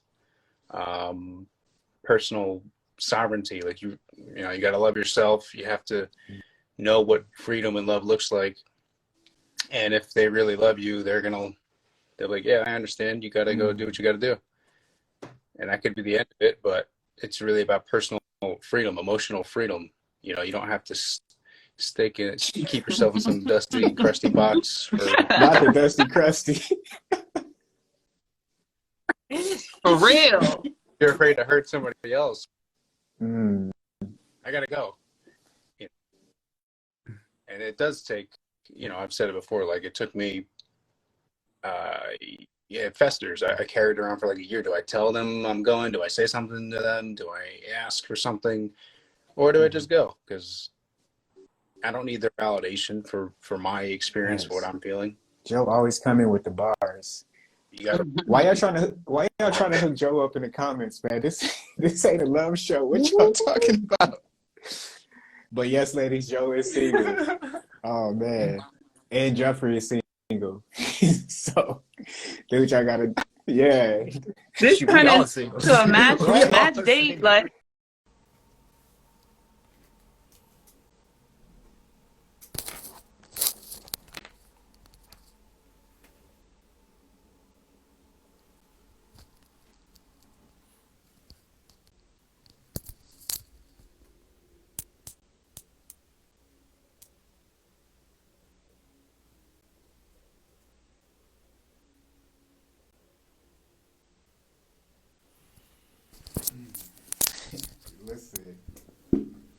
Listen, y'all are cracking me up today. And ladies, when you get into a relationship,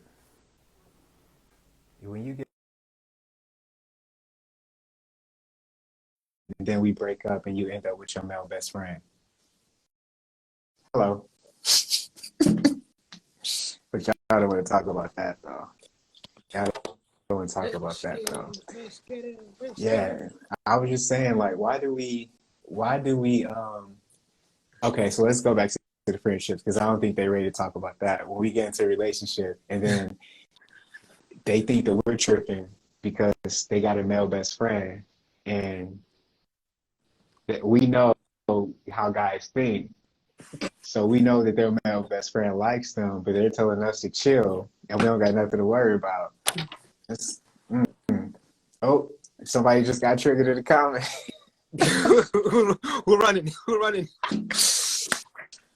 Oh man. Shoot. You know what? I have like it's like a two-way thing. I'm looking at it. You know what I mean? Because I feel like you always gotta look at the individual. Yeah, most men think the same, 100%.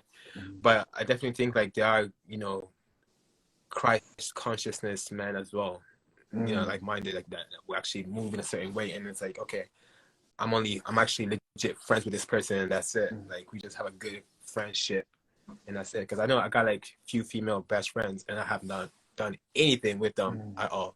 So to me, it just shows like I can still be that. Obviously, I'm a respect their boyfriends when it comes to like if they feel some type of way.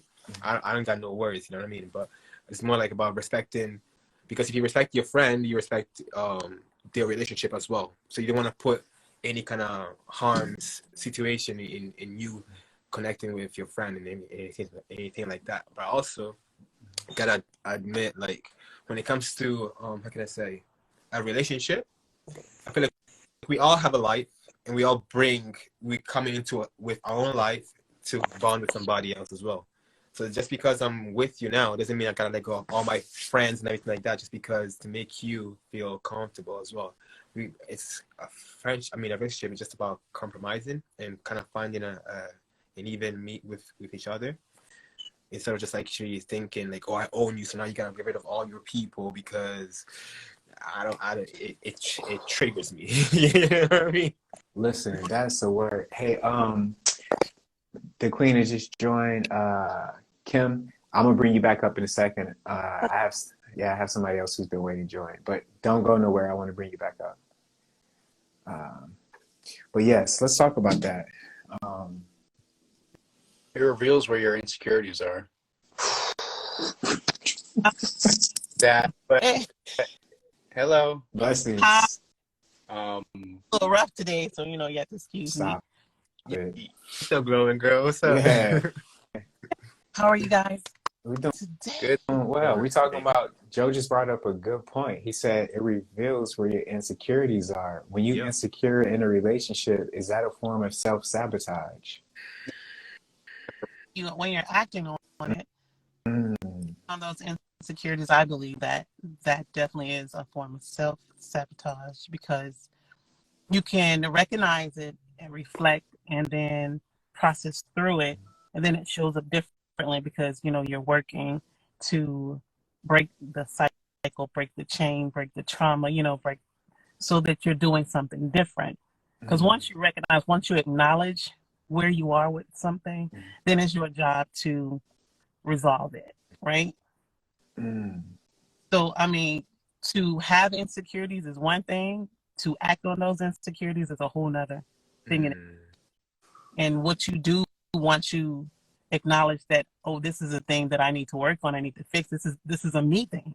This is not a them thing, but a me thing. And how do I, get through this, get over this, whatever the resolution is that you need for that particular time in that particular situation, to where you're now creating healthy situations for yourself. Because I think as long as you're living, there'll always be something, because we're in progress constantly. Our objective is to keep growing and keep ascending. So as long as you recognize that you're not perfect, in your imperfection, you can still exist in a healthy situation, but approaching your problems and your issues and knowing that, hey, okay, this is a me thing. Let me work on this. Let me fix this. If it's, something I need to work on with my partner, then, hey, let's talk about this. Let me acknowledge this with them, see if they can help me, or this is a thing I need to do by myself. ooh, And, just approach it in a healthy manner situation so you can always be better. that's a word. That's a I relate to word. that. And Oh, that was powerful. The other important thing here is your relationship with sex. Mm. Come on, Joe. You triggered a lot of people today, man. No, Listen, yeah, to my Scorpios, no offense, we ain't need nothing by it, and I'm a Scorpio rising, so maybe I'm a little triggered too. Hello. this was just So, a, in what way do you mean? if you have an unhealthy relationship with sex, then that might play into the insecurity, but it's also going to affect how you view the opposite sex. If you're a male with unhealthy sexual habits, and someone's boyfriend knows that, you can sense it. Most people can just sense it. If someone knows that, then it's like, yeah, I'm insecure, but you're keeping somebody around that I know has a poor relationship with sex. You personally have a poor relationship with sex and lust. You might not be able to maintain those relationships because it's going to be a problem, or you do because that's a thing. listen, I feel like some of the best intimacy doesn't even involve sex. Liz? For real. Like, if you can get somebody up here, That was done. I learned, like, That's that word is confused. Intimacy, we think that's what it is, closeness, sexual closeness, but it's just a closeness. You can be intimate with family, friends, your pets, with yourself. Intimacy is just an emotional closeness and connectedness. And yeah, its sub meaning is sexual, but if you take that out of it, what is it?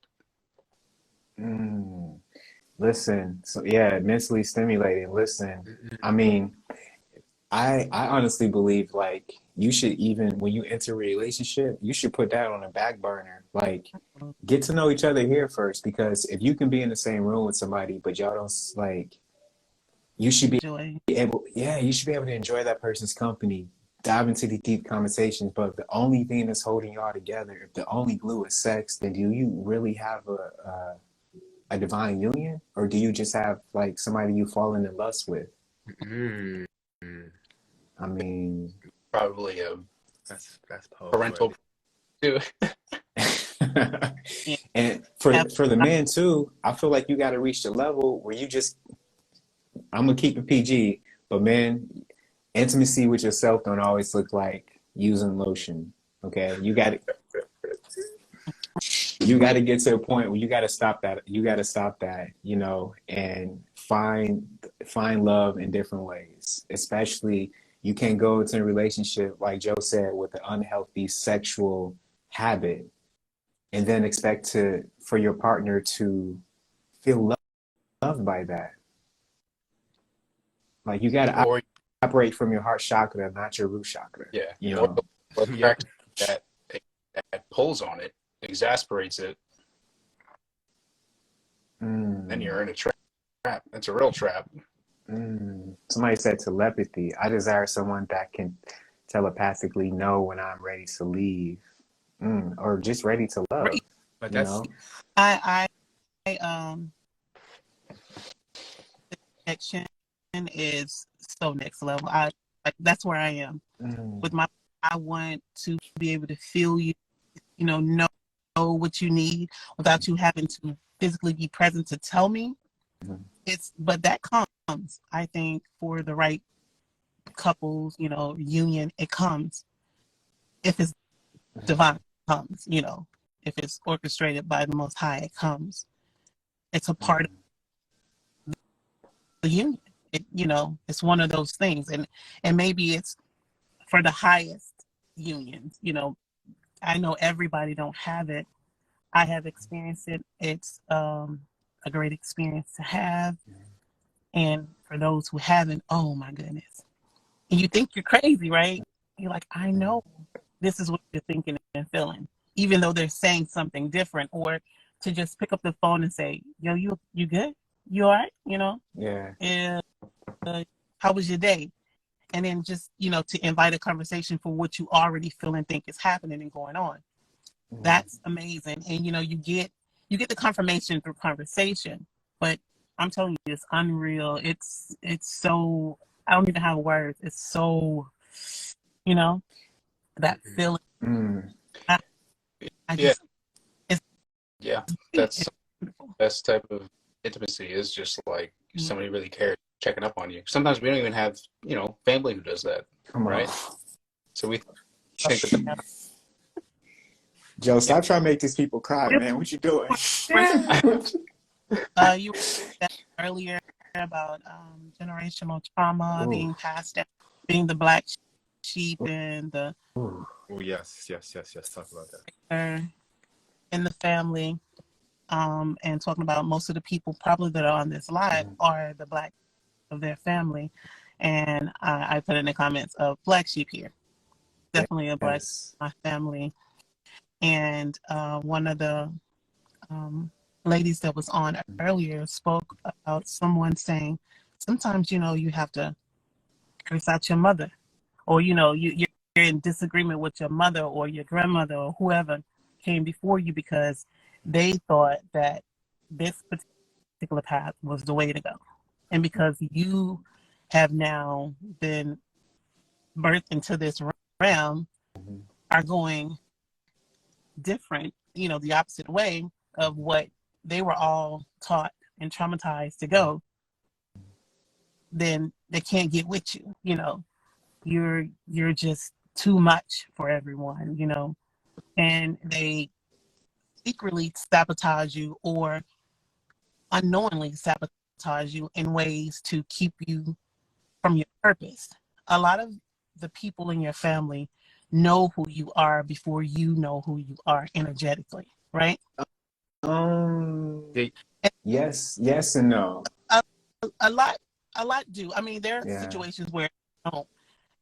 I'm also of the mind that, and I've said this before, that your family ain't really your family anyway.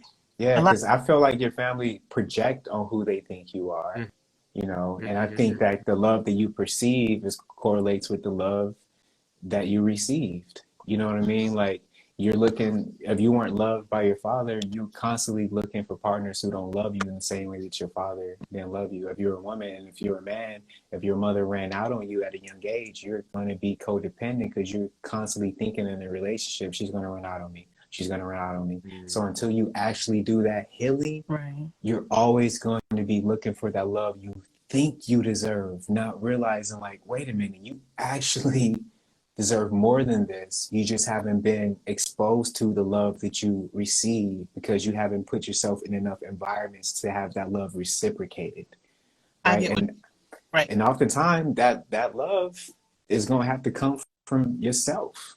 You know what I mean? Like, I mean, friendships can be loving. You know, like if you're a dude, like find a bromance, like dudes who really, you know what I'm saying, like are your bros who's gonna tell you the truth. If you're a woman, I don't know how it goes with y'all. Y'all, yeah, I got four sisters, so I see how y'all relationships go. Y'all could be a little catty. You know, just I'm just saying.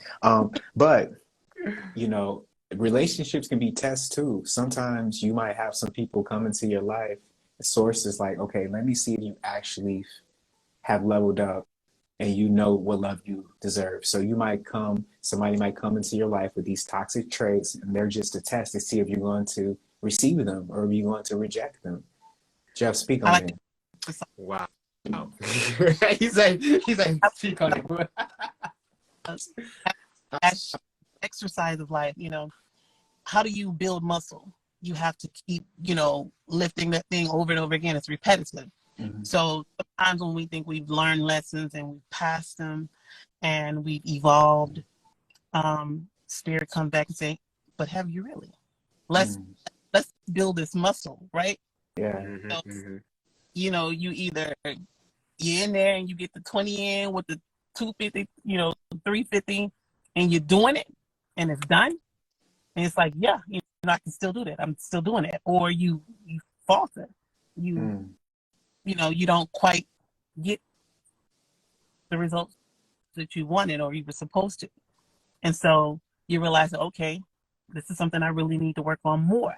Because we, you know, ever evolving, ever changing, ever growing. And sometimes the lesson is the same lesson, but it looks a little different because there are different angles, right? Mm-hmm. And if you look for it to come in the same way that it always came, then you could miss it. Yeah.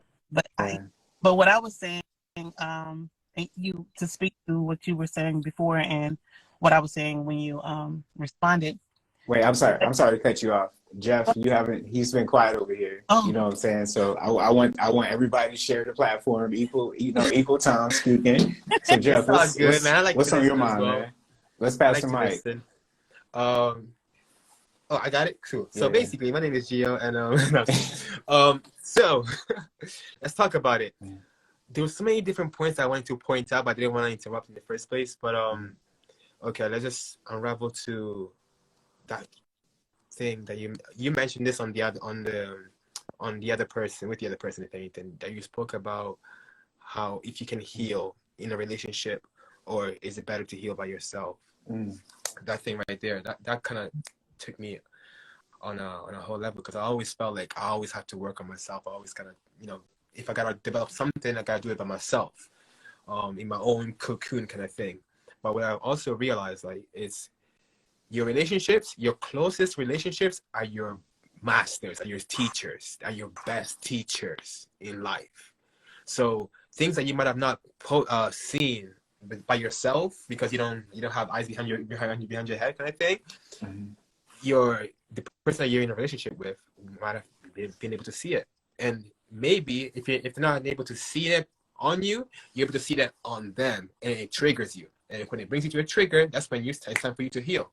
You feel me? So I feel like most of all my relationships, the real deep ones that I had, helped me so much on my spiritual growth. Like they showed me so much about myself. And I feel like if I hadn't had those relationships in the first place, I would have not known how powerful I am as a spiritual being. I would have not known what I am in general, and what I'm capable of doing, and all these other things as well that get you to do that. So I definitely feel like having that you know, healing and working on your self-development in a relationship, it helps you. It's a 10x kind of situation, 100%. Especially if it's with the right one. But also think about it like that, because I always find some one of my exes, like, she was like, there's this thing that says like, oh, if you want peace, I'm gonna bring you chaos. You wanna be good? I'm gonna give you the worst person ever if you're still good. You know what I mean? So there's all these things, like, the opposite, but got me to like stand in more in my own power. And I realized like, if it wasn't for those situations, as also Queen said as well, like without you working on your muscle, you will forget, you know. And it's the same thing. Like, you know, we've been brushing our teeth since the day we were born and stuff like that. But if we give Not us everybody. a week, a week right now to like not brush your teeth, bro, it's gonna be real out here. People are gonna be running away, crying and shit. Like, you know what I mean? So it's something. It just reflects the same thing. Like we always gotta keep on pursuing these challenges and truly realize like, okay, cool, not scared of like, okay, I see the test coming, I'm not even gonna take it because I know I passed it. No, take it just to see how it feels and how you're gonna pass it better this time. Because I feel like also when it comes to like, you know, passing your driving test, whatever it can be, your theory, they don't give you the same questions. They might have just mixed it up a little bit just so the second time when you come around, you don't know about heart, but it's just because you actually gotta think about it, right? So it's the same thing when it comes to like people, individuals and everything like that. It's always about embracing and welcoming the challenge, because it's a time for you to step up even more, no matter what you're doing or what kind of situation you're in. And it basically dictates to the people, the situations, the jobs, the kind of roles that you have with anybody. You know what I mean? How can you be a better son, better father, better mother, better sister, better friend? You know what I mean? In general. And you always have the next day. I would say the next day, but it's the next moment. Once you get that awareness on and you realize like, oh shit, I messed up. Why hold it to the next day? Like, oh, next day I'll do it better. Like, just talk about it right then and there. Have those uncomfortable conversations, because those are the most needed ones in general for you to develop as a whole being. Like, I feel like for us in general to like really truly embrace this life, which is just the school of life in general, it's like us truly looking outside of ourselves every single time with every situation. How are we moving? Are we moving with intention every single time? Are we Integrity? Integrity, intention is about like actually making sure like, yo, is this like, have a mindset where like you're being followed by cameras every single day. So you gotta act, you gotta be in your best behavior no matter what. You know what I mean? You know, and that thing is not about like, oh, well, you can do it in closed doors, whatever. No, it's meaning about like, I understand like, yo, you're not doing this just for the show. You're doing this for your own self. If you do that, no matter where you go, like, you will be on that. That's you building that character. But if you every single time you gotta switch up, like, oh, because nobody's here right now, I'm just gonna be chilling, whatever. The next day, somebody's here, oh, I'm gonna be reading, but I don't really read. So it's all that kind of stuff. It's like, you know, people will catch on. It's not even about people, because everything is about you. Everything is a relationship to self.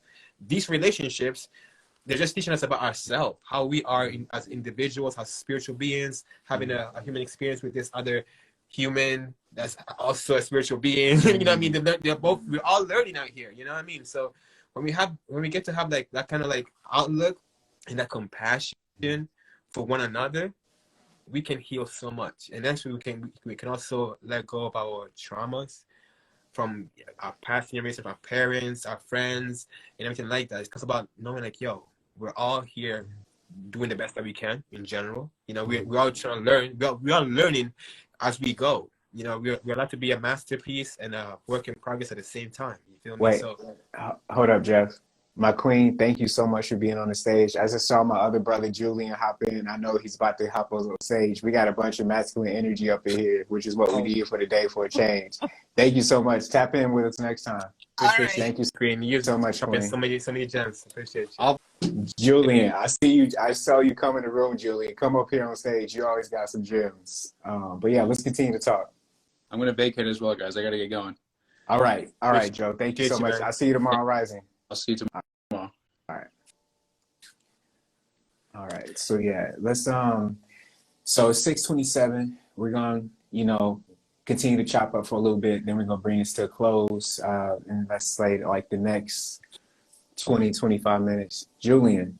Yo. How we doing, my brother? We chilling, man. I'm over here at my shop right now, just cleaning it up. Hey. All right now. You know what I'm saying? What's the topic today? I just thought of So, man, we've been talking about a lot. Healing, relationships, why do people self-sabotage, codependency, how that's related, the fear of abandonment, the fear of failure in a relationship, the fear of success, breaking up from a friend and how that is not talked about, like building real genuine friendships, building real genuine relationships. You can jump in this double dutch anytime you want to. Well, the first thought is I'm always intrigued by like how some cultures don't got words for like trauma. They don't have that word. Some cultures don't. And then I think about that. And then I heard brother talk, and he was just like, we're all learning together. I feel that that's what consciousness is, a self-replicating, ever-evolving, self-learning system. There is no, you know what I mean, just part of it, you know? But I try my best. I just say it straight up. I'm fucking tired of fucking blaming shit. I'm tired of blaming shit. I don't give a fuck about your parent. I don't give a fuck about none of that shit. Fuck, hey yo, 20 years ago, wasn't these fucking terms and shit like that. It wasn't so many fucking boxes. Nature doesn't fucking make it square. You know what I'm saying? Nature doesn't work that way. So fucking all these boxes. So I'm saying respect to everybody that might be trigger warning, but I'm just saying like, yo, fuck your trauma, fuck your trauma, fuck your label, fuck your, you know what I'm saying? Like everything. Like, yeah, I am. Damn, yo. I'm obviously duh, but you know what? Yeah. My name is Julian. That's it. Yes. Fuck, because I gotta let go of this shit thinking it's this. Man, motherfucker, find one reason. Find That's one why I reason. love you, Julian. Yes, my neurodivergent brother in the building. I always know you gonna bring the fireworks, man. Let's go. I But love that's this, it. yo. Just let go and only think what you want to think and not what came from the outside. Not what came from the outside. Only what you like really think. And I wonder if this internet wasn't here and the social media stuff, a lot of these brothers wouldn't be eating food and doing some weird dances and stuff, man. You fucking dopamine addict. You making us work fucking triple double harder because people think that we gonna TikTok and do this shit. No, we're not. I'm saying Let's go. the technology is real. What would you do? And how do I tell my kids, your room look like shit, but you think you're all that at school. You remind me of the people on the internet who fucking lie. And they think they use all them filters, but they fucking live out of Amazon boxes and cans of tuna. I don't like those people. Trigger warning. I don't like those people. I don't like those people because they are off-top liars. And then when they're with God or themselves, they are not taking care of themselves. And their mask is even fucking thicker. Stay the fuck away from me. Ooh, give me 1,000 feet, please. Please. But for the people that are here, that are sleepwalking, I ain't gonna say woke, but sleepwalking, like all of us, what if you didn't believe in trauma? What if these labels didn't exist, like some cultures don't have the idea of harm? You know what I'm saying? You say, hey, I'm gonna inflict violence because you hurt me. You put that idea on another culture, they're gonna look at it crazy. So I just wonder that in my innate self, I don't talk like that to people. I don't even feel like that. And I feel out of defensiveness. And I'm not gonna blame society. I'm gonna take what brother said and said, I'm gonna take everything as learning. I got so much debt right now. But I know it's gonna end, whether my life ends, the debt ends, or I fucking figure it out. Yeah. And that's what I'm focused on. Not spending 5 minutes on the trauma, on the baggage, because you motherfuckers got so much baggage that you can never check out and catch a flight to anywhere else because you stuck at baggage claim. You just stuck at baggage claim at TSA. You just over here like, okay, let me go. On my baggage, I can't get onto the flight because I gotta talk about talk about it to yourself. And then, hey, we all lived on Earth. We all have family. Come on. We all are love. We all are hate. What are we doing today? And the last thing I'll say is this. There's this white dude, he off top look racist at the supermarket. and the door wasn't opening, the automatic door wasn't opening for me, Yeah. or no, for him. It wasn't opening for him, but it opened for me. And I looked back at dude and I said, "You think that door is racist?" and then me and that dude would have never talked. And I said, "Hey, was that a good one?" He said, "Yeah, that was a good one." I said, "You have a good day, man." He said, "Yeah." I love that. Yo, Julian came with the sauce, man. Yo, this is my neurodivergent brother, man. Like, Gotta follow no 100%, filter. man. I love it. But yeah, so You, that's it. So you can't even make the flight because you're so stuck on the baggage, man. you spend 5 minutes talking about this shit. We all do it. 5 minutes. But what we spending 10 minutes on? Come on. Let's just, we know we hurt. We know we're in debt. Isn't that opportunity? Isn't life, isn't dying living? Living dying? It's all paradox. So shut the fuck up about the other side of it, because that's technology. They want us to be bombarded and to think that we are a problem, that we come from problem, that our history is only 400 years old and we were here last. Like, yeah, right.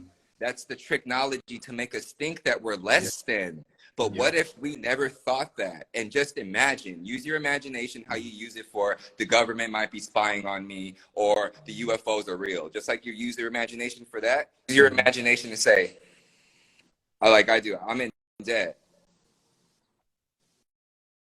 Oh man, but damn, I know I'm gonna come out with something crazy. Give me the pressure. Give me the pressure. I'm training myself to do that.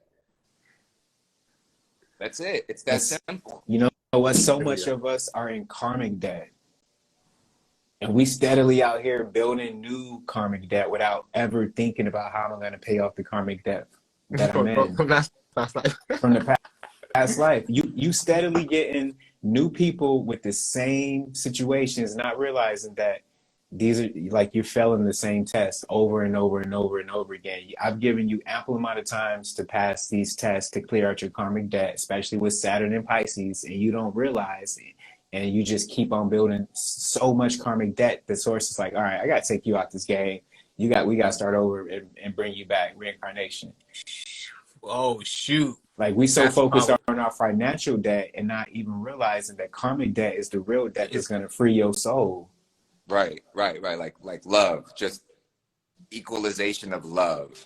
That intrigues me, because then it's like I'm so caught up in work or my emotion that I see an old lady walking across the street and I choose not to help her. I tell my kids, they'd be like, "Why you help people?" I'll be like, "Y'all don't know half the shit that I done, and y'all don't know a quarter of the shit that I don't know I done.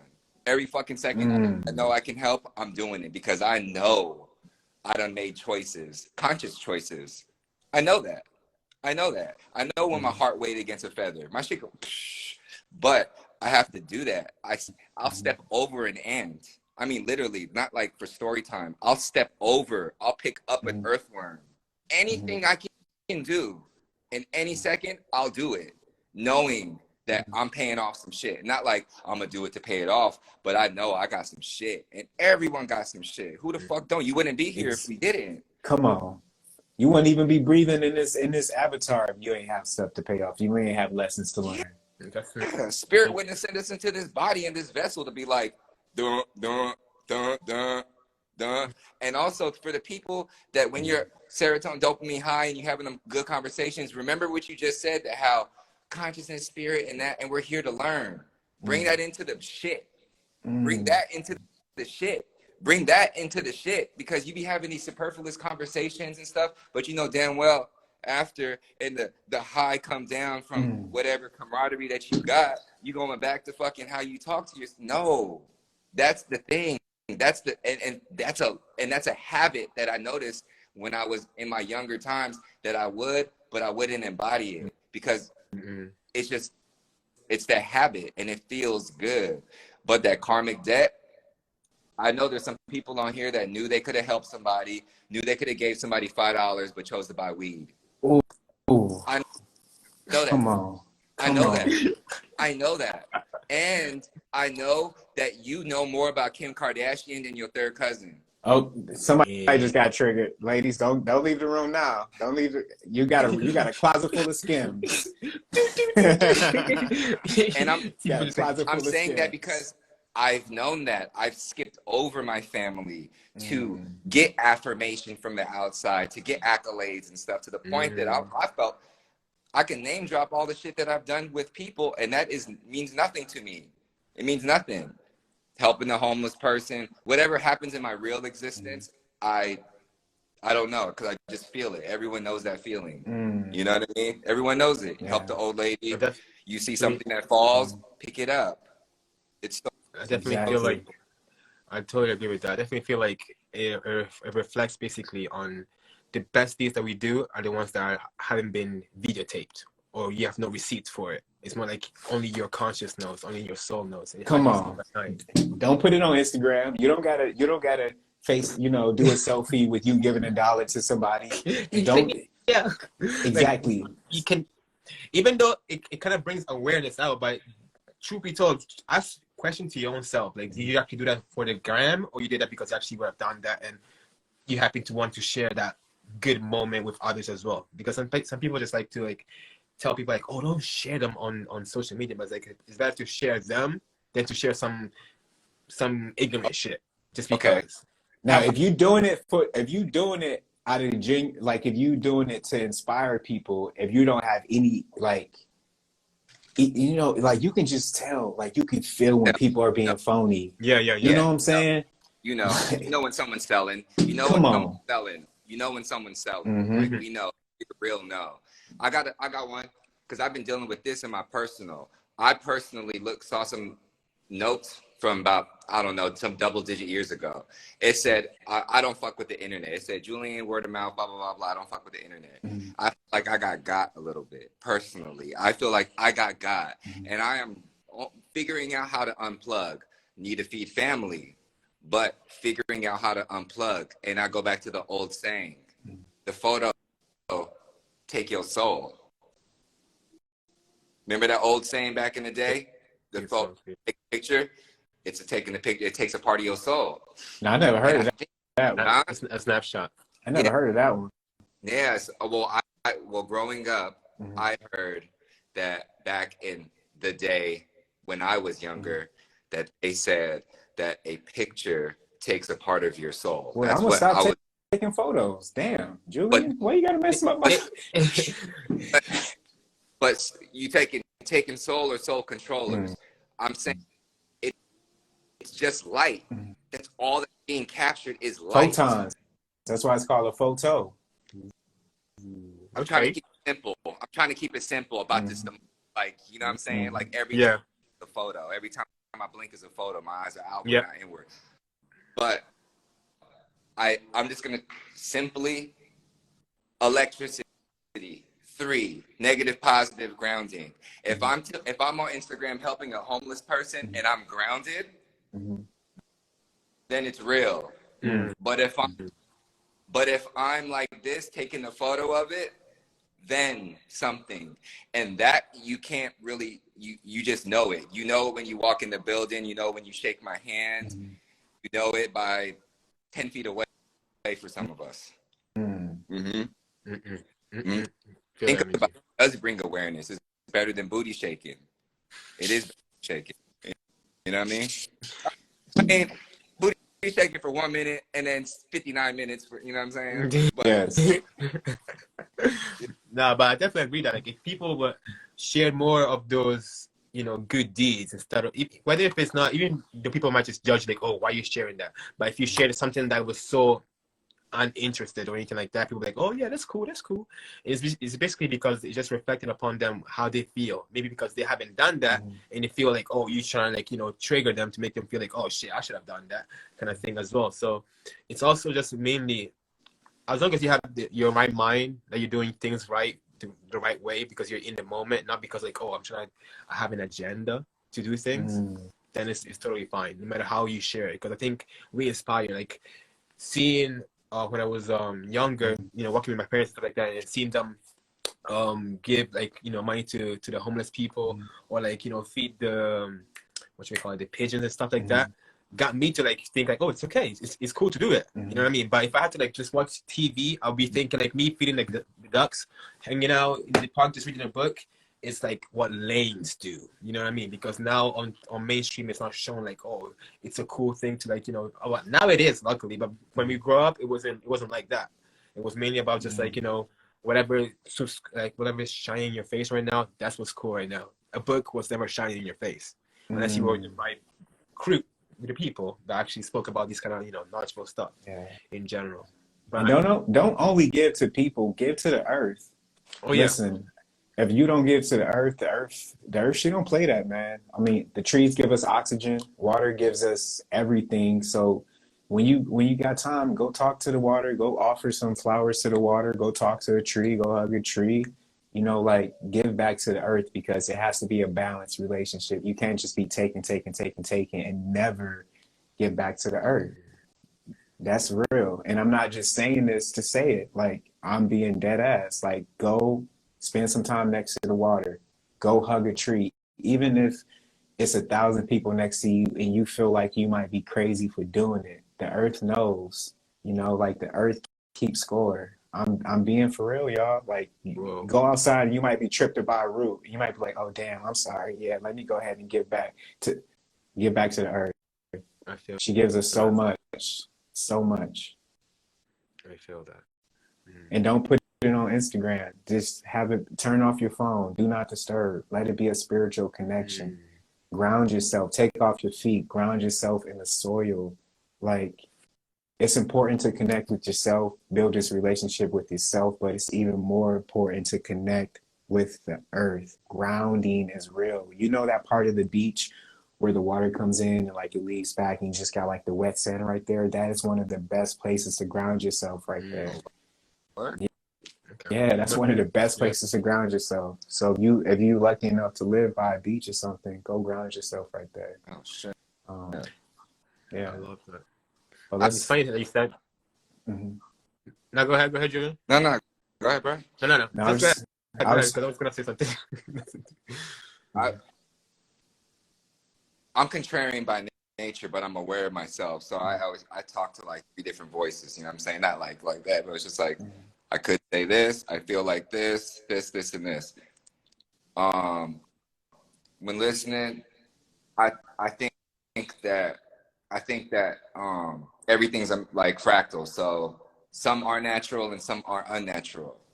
But everything that's unnatural is still devised from the earth. Even synthetics are still made from us, which is still that, right? But then going back into the grounding and whatnot, I'm trying to not think and just be. Meaning like a bird. A bird, they think for show, but they're hooked up to magnetics. Motherfucker knows. Motherfucker knows.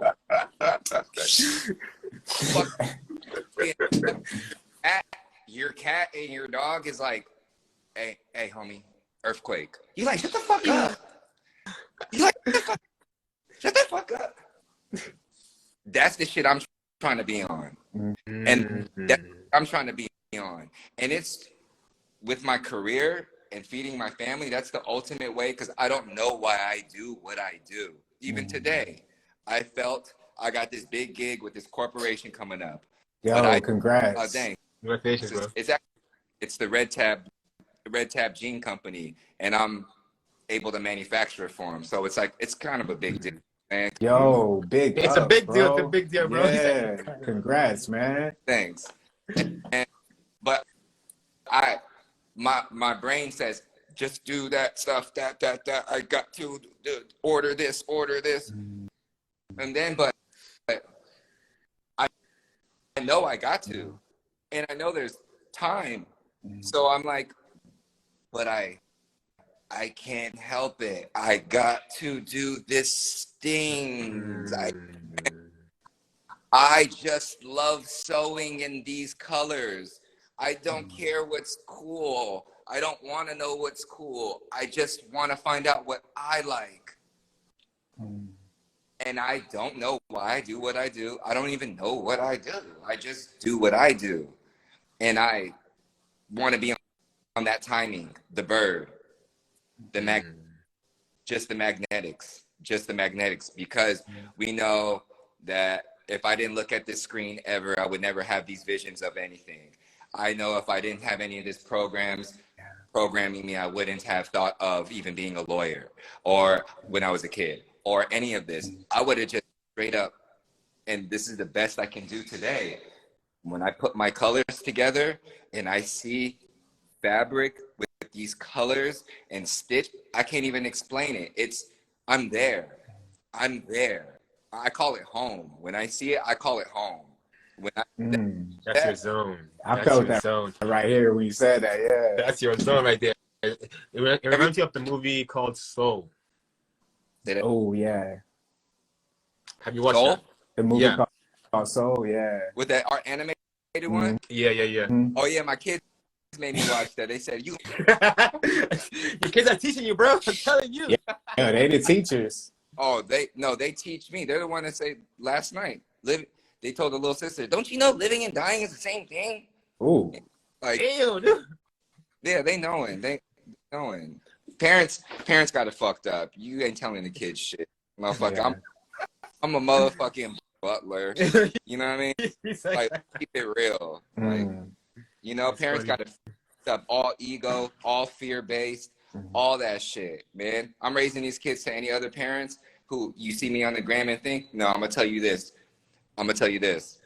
I barely made my rent. All my bills are late. I don't give a fuck. I'm talking to myself right now. Yup. Kids happy, but that all that monetary, all that stuff can't take away from what I'm saying about the timing of being like a bird. Like that thing. I'm testing it. I know, bruh, buy canned food, do all this shit, buy emergency kits. If you get an EBT on Amazon, you can get an emergency food kit. Hack the system. Shit is happening. And the initial thing I wanted to talk about was community, because it seems like we were trying to find, and we're on this Instagram community, this big ass party, but we're only talking to us out of the billions of people on the world. It often leaves me feeling more lonely than together. I'm being myself. And so as I'm providing for my family, following my spirit, and inundated with this thing, I honestly go on here and I don't feel better. I honestly don't. And I don't think most people do. I don't. I go on here and I see Astro, I'm on. Because I do. But what is that bird? What is your magnetic? What is your magnetic? Just that you like to do, that you're scared to do because no one else is doing it, or you think it won't make money. But don't you believe in spirit and consciousness and God? So abundance. You just drove yourself fucking crazy. Yeah. I fucking feed my family, to anybody that's like challenges or whatever. I'm able to feed my family in San Francisco by following my spirit and putting colors together. Yes, I teach kids and empower and inspire. I found a way to do that. But I'm saying, for those parents who are running off of ego, who are scared at the moment, who are going to breed children like us, that we're feeling the effects back to the baggage that we're relinquishing, it's just cognitive dissonance. Do what you really want to do, not what they're doing because they got likes, but do what you want to do. And also take that shit off, or at least take the label off, because you probably weren't a racist person. You know what I'm saying? Listen, man, I just want to say, if y'all are not following my bros, Jeff and Julian, you are doing yourself a disservice. Please tap in with these two. Y'all see Julian, he's been tapping in for a minute. And we're actually building like genuine connections here. Like, for real, this is my bro. This is my bro. You know, me and Jeff, we just connected, but the energy is there. Julian, you already know. This is my bro. You know what I'm saying? So y'all tap in with them. I really appreciate y'all. I'm about to go ahead and head out for the day. Okay. And definitely, you know, good conversation, man. Yeah. I'd love to get into it more and we can definitely expand more on things like that. Mhm. Definitely decipher the whole language when it comes to English being, spelling and, casting spells 24/7. Mhm. I definitely have relate what Julian was saying when it comes to identifying certain things as traumas when in other languages they don't even have that kind of word. And when you have this kind of conversation, not to hold you up any further, but when you have these conversations sometimes with people and you're like, oh, don't you know that word? Like, no, that's not in my dictionary. That's how we should move when it comes to certain things. Like the word can't, it's not in my dictionary. The word try, it's not in my dictionary. The word am I even good enough? The question is not in my dictionary. I know. I don't believe in things anymore. I know. And I think that's mainly what that whole thing when Junior was talking about the whole magnetic when it comes to being a bird. The bird knows and it just does things. That's it. Like when you know who you are, when you know what you're about, this abundant, endless, limitless being. They don't even know that they don't even know that they know. They just we're here trying to make sense of it with our mind, but our soul is like looking at us on a whole different dimension. Like, yo, come on, G, come on, guys, come on. You guys know already what's up. You're just remembering, and when we're learning, we're just truly remembering because our soul knows already. Exactly. Just our mind. We're just remembering who we are. Or just say the word opportunity. Like, I didn't have a father, so it gave me the opportunity to be a good dad. Fact. I don't fucking have money right now, and I'm fucking getting calls from creditors. Watch me fucking hustle. The fuck the opportunity do I got? Oh, the world is burning and people are racist. Or don't you care? Don't you put your fists in the air? Fuck. It's an all opportunity, motherfucker. I'm saying. Man, listen, Julian, that jacket is fire. Before I forget, I need to tell you that shit. That jacket is fire. The colors are hitting. Yeah. Yo. Like, yeah. I just moved residences. My machine's about to get turned on and shit. So I only make shit for those. I mean, I'll make food for strangers, but those I break bread with, you know what I'm saying? It's like a Sunday thing. Astro, you already know. Big blessings, bro, when the machines is on. You know what I'm saying? Yes. I appreciate that. Yeah, dog. Come on, man. You already know. Yeah, man. Right? Yes. Everybody love yourself. Love yourself and say thank you to somebody or call somebody to say, thanks for being in my life. They're going to be like, what the fuck? You be like, yeah. They're like, what the fuck? Like, I'm definitely going to do that. Trust that, yo. Thank both Share love of and y'all light for being here. I'm going to just say while y'all here, thank both of y'all for being here. Thank you for having me, bro. Yep. Yeah, always. Yep. Yeah. All right, man. I'll tap in with y'all soon. Yep. All right. For sure. All right. Tap in. Much love. Much love. Peace and love, people. Peace. Yes. All right, y'all. So that is that's the show for the day. There's not even words in the English language to express my gratitude for everybody being here. From my Patreon people, y'all already know what the vibe is. We building a real community here. Like I said, y'all tap in with Julian, y'all tap in with Jeff, y'all tap in with the people y'all saw today.